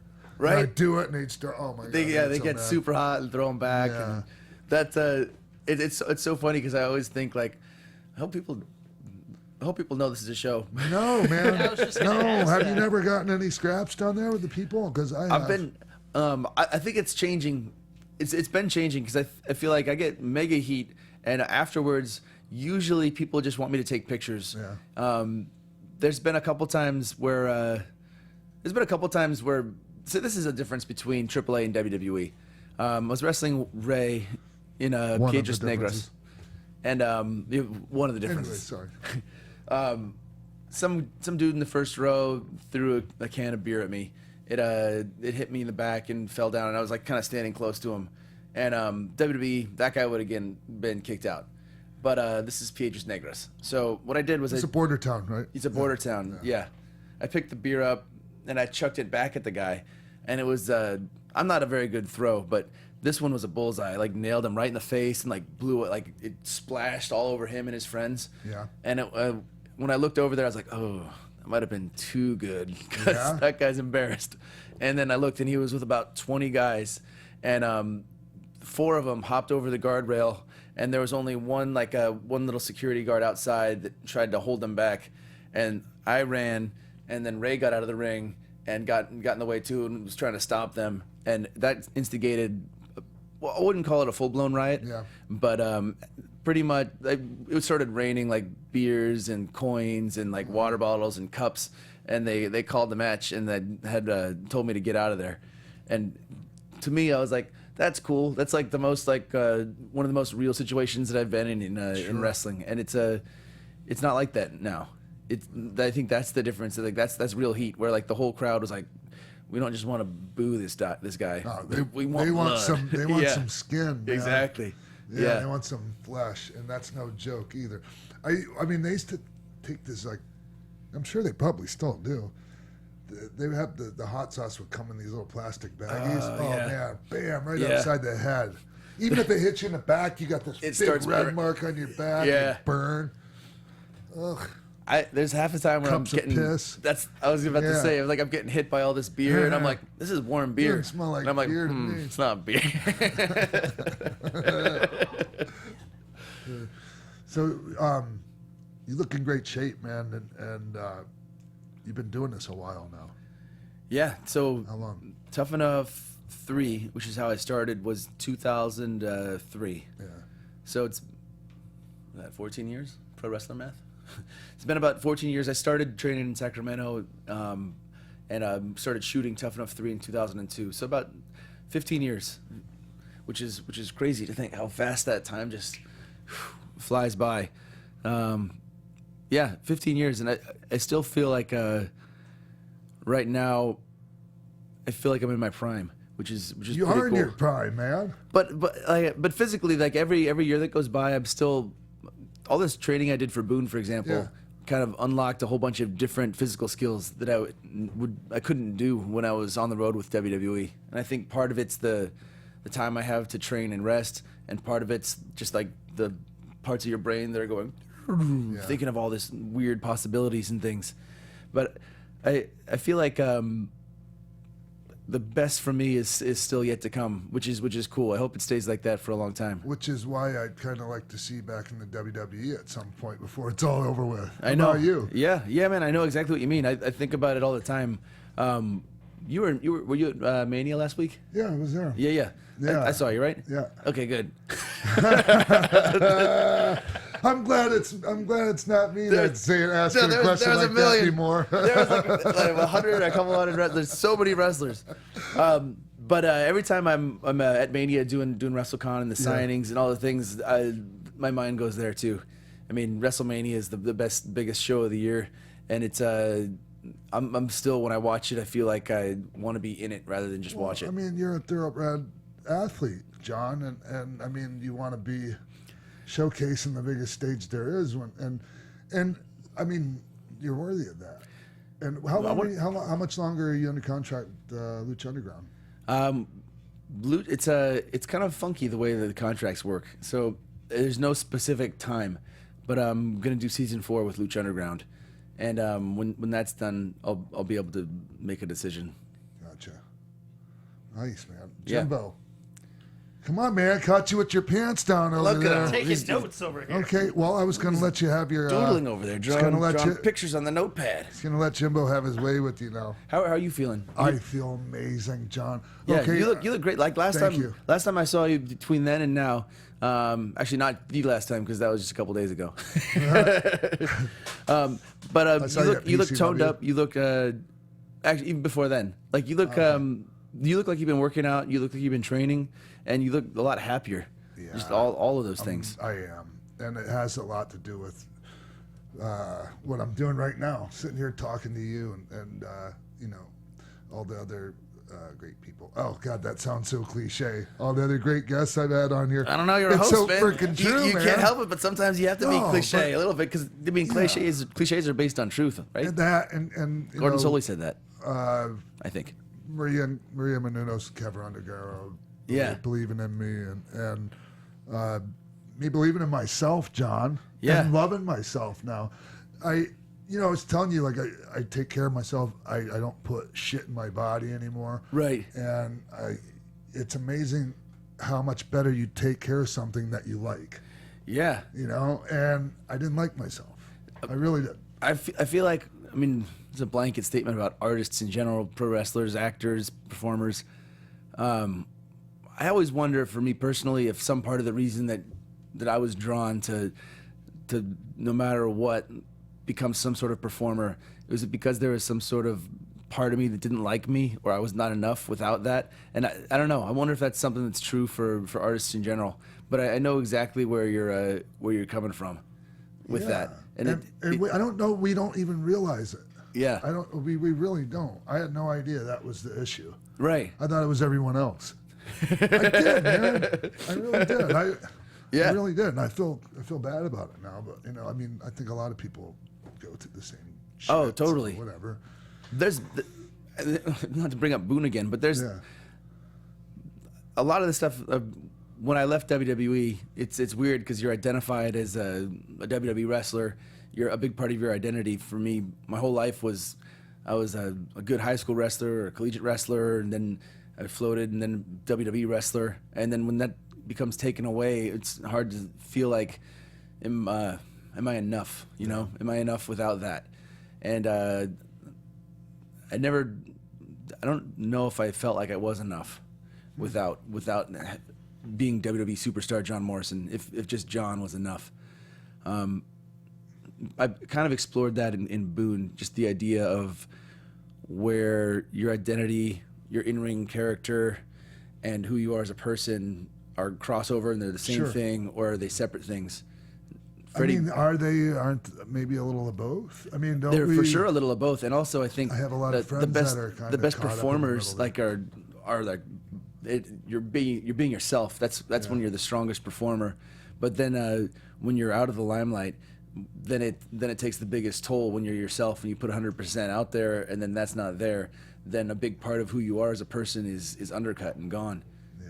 Freddie Blassie wrote something in his book, like he went to a diner with his mom, and the waiter or something gave him the wrong pancakes or something he said in his book, and immediately he just went straight into a promo on this guy. It's like, just pants on that geek isn't fit to shine Freddie Blassie's boots. And then his mom was like, why don't you just be nice to people like you Right. used to be when you were a kid? And he wrote something about, like, he never really thought about it, but he'd spent so much time being classy Freddie Blassie that You lose yourself. Yeah, exactly. Yeah. The idea behind Boone is partly like he's this reality show bounty hunter who's become who he is on TV, and then when his friends get in trouble, he has to think about, like, okay, well, they need time to get real. Like, to be a real hero, it's not about having a TV show. It's about doing the right thing. And personally, like, I think that's an issue that wrestlers in general, probably entertainers of all sorts, end up having to deal with. Like, when that's gone, the limelight, the thing that you're known for, especially, I mean, we're known for our work and what we do in the ring, and eventually that's going to be gone. I mean, it's Sure. just the fact of the matter is you can't perform like that. I mean, for as long as you did, most people don't even get half of the career you had, or even me. And Yeah, right. and we're still going and still have had so much success. But when that's gone, then like you said, you have to figure out how to like yourself. Yeah, and you have to be able to continue to dream. The Yeah. dream, okay, that dream's over with. Right. You have to be able to keep on dreaming. And, Yeah. and I know so many people, John, so many friends of ours, of mine, of yours, Right. that they don't. They don't, man. And Yeah. it's just over with. And it's like they're done living. It's just they're waiting to die, a lot of them, man. It's really sad. Absolutely, man. And I know exactly what you're talking about, and I don't know what to do about it. Yeah. Man, the only thing we can do, man, is like, okay, for me, I can just give people what's helped me. Yeah. Get out of the darkness I was in, and Yeah. that's all I can give them. And I think you doing you is the best Sure. the best thing. Yeah, man. For sure. Being our best selves helps other people more than anything. Yeah, absolutely. Yeah. Because it's inspiring. It's cool, dude. It was when I saw you at PCW, it was cool because I was like, dude, X-Pac looks healthy, looks happy. He's like a whole different guy. Yeah, I've never been like this in my adult life. Yeah. In my whole adult life, even during my my successful years, my most successful years, I was always carrying around all this shit, you know. Right. So I sometimes I wonder what I could have done had I, you know, gotten rid of it all earlier. But why do that? Why we can't do that? What ifs only Bullshit. set yourself up for more disappointment. Jimbo, I know you're chomping at the bit over there, man. Well, with all this inspiring, like motivational talk, I want to know: have you ever thought of like working with DDP and maybe doing like an out of your mind yoga? Were you here when I was talking about that earlier? No, why? Yeah. I talked to Dally yesterday about it. And I wouldn't say like an out of your mind yoga, but I was gonna go, and I still haven't checked out his performance center or his place in Atlanta. And him and I have been friends now for more than a couple of years, and we just figured like we'd pick a couple days and try to shoot some cool videos for DDP yoga, and maybe some sort of like Boone the Bounty Hunter DDP yoga hybrid workout type thing. But the idea was to just go and think of something cool to do together, with the idea that like regardless of what either one of us gets out of it, it'll be a cool experience. It will be. Yeah. And anytime you do something with Dallas, like, come on, man, just being around Dallas is. He's so positive. Yeah, man. Hey, did the intoxicating positivity. Man. I know. And then when you talk to him, it's always cool to talk to him because I'm like I realize like why he was so successful in wrestling and with DDP yoga. It's because he believes in himself 100% and he's 100% positive all the time. And when he does it, he goes all in. With everything. All in, man. Yeah. Did he tell you about a movie that he's working on? I think it's gonna get picked up. Well, I shouldn't even say who's gonna pick it up. Right. But he's doing a thing called Gods and Secrets. That's right. Where he plays Nighthawk, which is like a really dark Batman type character. I'm in that too. Is one of the smaller roles as Red Talon. His one of his sidekick guys that he trained, and we have a couple of really cool scenes together. I don't know when it's gonna come out, but I think it's gonna be out sometime this year, and I'm really excited for it. When are you? When's it going to production? Oh, we shot it. Oh, you already shot it? Yeah. Oh. We shot it. That's another one. It did like there's one scene where the directors is to Stuart Yost and Adi Shankar, super talented dudes, and similarly to Lucha, they kind of let me do what I wanted, and I did some like crazy like pro wrestling gunplay parkour stuff, and it's like there's a couple like I did like a Canadian destroyer, and then the guy pops up and then shoot him like 6 times in the head, like kind of over the top but stylized unnecessary violence. Nice. But for some reason that stuff makes me smile. It's just you know what you just made me think of? That movie Equilibrium with the gun kata. How sweet was that? That's one of the references we were using. We were using that movie. We were trying to think of like pro wrestling plus Equilibrium plus John Wick with the type of action we were going for. Nice. And man, I've seen Dallas do a couple roles. He's one of the best pro wrestler actors I think of all time. But in this movie, he absolutely kills it. Nice. He's so good. I wonder when is it gonna? Go ahead, Jimbo. I was gonna say, well, what advice do you have for filmmakers out there that are teetering on the fence of whether or not to put up their house to make the movie that they've been so passionate about working on for the last couple of years? Jimbo's a would-be. He's a filmmaker himself. I would say 2 things. One, monetarily, that's a terrible investment. You're probably going to lose your house. But 2, if you don't, you're not going to make your movie. Like Dallas always goes 100% in, and that's why there's a DDP yoga. And when I was making Boone, we shot a sizzle trailer. I spent a year and a half shopping that around and looking for funding. It wasn't going to happen unless I put 100% of myself into it and put everything out there. If I didn't, I would have a house and no movie. And I think that's a decision you have to make. Which would you rather have? It's kind of like telling somebody to put money into wrestling. Yeah, exactly. You know what I mean? I mean, you don't do it thinking you're gonna do it make because a you ton love of money. it, not for the money. Exactly. You better love it. You better love your idea, and you better want to be a filmmaker. That better be your life's goal. If you just want to do this one film, don't sell your house. But I have no regrets. I mean, I don't know what's going to happen with the movie as an investment or anything, but just the fact that it exists and it's out there, and that people that have seen it love it is enough for me. And it's And it's got to help not only like boost your self-esteem with the people you've worked with, and that it was an idea and a concept, and now it's executed and done and finished, but now other people you worked with on that set that are out doing movies, called John Hennigan. Oh man, you got to book him. He's amazing. He could do this. He could do this. And you've worn so many hats on that one set that you could do it on any movie.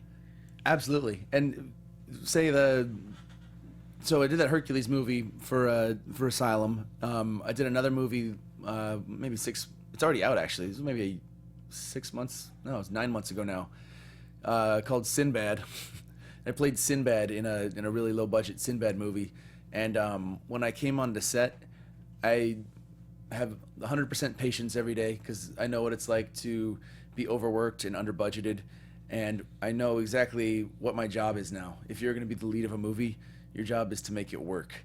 It's not just to show up and having your lines memorized. It's to figure out how you can make your scenes work with the other actors and actresses, and it's how to make the choreography work. If you're going to do the action design, if you're going to do your own stunts, figure out what you can do that's going to look good with another stunt person, or if there's no stunt person, with another actor. That's basically your job if you're going to be the lead of something. Well, and since people are going to see you in the movie, you would think that these people would want to take more of a hands-on, when it comes to all that Totally. stuff, John. And I think people do. They just don't understand it. Oh, okay. Like because the first couple of things that I did, like I never was short of patience, but I didn't understand like what responsibility lies with if you're pulling the wagon, so to speak. If your picture's on the cover of a movie, it's always a collaboration, but every set's different. It's like a puzzle, and you've got to figure out how to make the pieces fit. And it's not just about showing up with the lines memorized or the choreography memorized. It's there's more of like it's not even a science. There's more of just like every movie's different, and everything takes something different to make it work type of idea that I go onto set with now. Oh man. Oh man. Oh It's man. like, there's so much we could talk about. We could keep going. I mean, we've kept you long enough. I don't want to keep you any longer. It's up to you What do guys. you got, yeah. man? What do you got? Well, Jimbo? Yeah. Well, I Come know on. Macho Man was you were a huge Macho Man fan. Mhm. So to have a 2-pack made with your action figure and Macho Man's action figure, how exciting was that for you? I've still, of all of the action figures that I've had made of myself, that's the only one that I have in my room right now. Really? Yeah, the Macho Man 2-pack. How did that happen? How do you end up in a package with when Mach? they did a THQ All Stars game where they were doing in 2010 like current generation versus past generation superstars, and they were having dream matches. So Hogan, Andre, Macho Man, Ultimate Warrior, and they were pairing up the current roster with past generation superstars. And me and Macho Man ended up in like the most charismatic battle in this video game, and they packaged it as a 2-pack. Yeah, there are no words. It was awesome. Speaking of dream matches, Pacific Coast Wrestling, June 2nd, you're facing RVD. Is this the first time you guys have had a singles match against each other? I wrestled Rob in Jersey a couple years back. Super excited to work Rob. He's like we had a really good match with him in Jersey, and more so than that, I've always been a huge fan of his. When I got to WWE, man, it was maybe I don't know. When I was coming up around house shows like 2004 or 5, he was one of the people that always you never could get any heat with Rob. Like he would come up to you and say like what's up, and then he would always be really positive and encouraging, and I've always felt that from him, that like he was never about like the business or the politics. He's just always doing his own thing. He's always happy. He's never threatened by others. Like He never was like when you show up, like sometimes like the guys in the roster are like, oh shit, the OVW guys are gonna come up and they're gonna take someone's spot and blah blah blah. No, Rob never would ever think like that. He's just like, hey, how are you, man? Like if you need any advice, like I'm here. I'll just be over there stretching. Just hit me up if you need anything ever. Anyway, aside from that, big fan of his work from even back in ECW. It was one of the first times I saw Rob was the stuff he was doing in ECW, and being able to work him in Jersey was awesome. And I think the show that we got coming up in PCW is really exciting because what's happening with independent wrestling just worldwide, I think it's blowing up and it's getting bigger. And in Southern California now, we've got Lucha Underground, we've got PWG, we've got PCW, we've got UIPW, we've got tons and tons of federations, and PCW is gaining a ton of momentum. And then, you go up to the Bay Area, you have, yeah, that stuff APW. going. Yeah. APW and Big Time And Wrestling. John, from when you first started how desolate the independent scene was out here on the West Coast. Yeah, I mean, especially, so I went to college at UC Davis, and I trained in Sacramento, Supreme Pro Wrestling. I trained for a little while with Donovan Morgan and Mike Modest. Oh yeah, when Mike Modest, for sure. They split off from APW and formed Pro Wrestling Iron. This is like 2002, and it was nowhere near the thing that it is now. Now, wrestling is just really hot right now, and PCW is becoming bigger and bigger. And I think it's something that, I mean, they're drawing 800 people per show. I mean, if it continues the way that it's going and it turns into 1,000 or 1,200 people per show, they're selling out. It could turn into a TV show or something even bigger. I don't know. It's exciting. I think it's going to be really cool. Yeah, and the thing I like about wrestling right now is it doesn't have to be a TV show. Like a promotion can be a successful promotion without a time slot on a exactly without and also for me it's kind of cool that PCW just started running that building in Wilmington. Yes. And when I came, I said that I grew up like not even 10 minutes from there, like right in San Pedro. Like I didn't even think that I've driven by that spot like just when I was a kid, like on the way to Target. Yeah. And to think that there's like a crazy successful independent wrestling promotion there now is mind blowing. To think that it's going to sell out so people can see you wrestle Rob Van Dam in the main event at the next show. Yeah, it's nuts. You've been experiencing, you've been wrestling on independent shows around the country. You've noticed it's gotten healthier everywhere, right? Big time, yeah. It's crazy in the UK right now. Maybe more so, I think it's hotter than anywhere else possibly in the UK. Yes. It's so hot right now over there. I think that's the where to be the capital of wrestling right now is the UK. If you 200 or so wrestling promotions that are all doing very well. And the UK is not like land-wise, it's not a big place. No. Like the per capita, like the amount of people that are going to independent wrestling shows in the UK, probably more than anywhere. But from Wrestle Circus in Austin to Pro Wrestling Revolver to AAW, the show I did in Chicago on Saturday, these places are selling out venues, not stadiums, but venues from between 500 to 1,000 seats. Yeah. And sometimes those are the most fun shows to be a part of. Like a hot crowd that's sold out of 700 people is to me more fun than like a half full stadium. Oh God, yeah. A lot of times it's more fun. Yeah, for sure. What's kind of cool to me is seeing the stars that are popping up that have never been in, say, WWE or like TNA or something, that are like, okay, Willie Mack for instance. You know, he became a star. People love him, and you know, he's never been. Willie Mack to me is like one of the most talented dudes anywhere, and his story. Have you ever had him on this? Yeah, I have. Oh, I knew Willie when he was. I met him when I went to talk to his class when he was in high school. Really? Oh yeah. Oh man. Oh yeah, that's a whole different story. Dang, that's crazy. About, yeah. I gotta look up your the show with Willie Mack and listen to it. Yeah, it was a really good show actually with him. But his life story to me is super inspiring, and it's not just like a story about here's a guy who made it into pro wrestling. He didn't just make it. He's one of the most talented guys I've been in the ring with, and he's got a specific kind of intangible charisma that I think if you go through the life that he's been through, that's why he has it. That's because right. You can't just teach that to somebody. No. He's got something that you can't learn. When we come back from hiatus, season 3 of Lucha Underground, the first match back on May 31st is an Iron Man match between me and Willie Mack. And dude, it's one of the best matches of my career. It's an Iron Man. It's It's an all-night the long full match. episode. the full like almost an hour. Yeah, it's the full hour.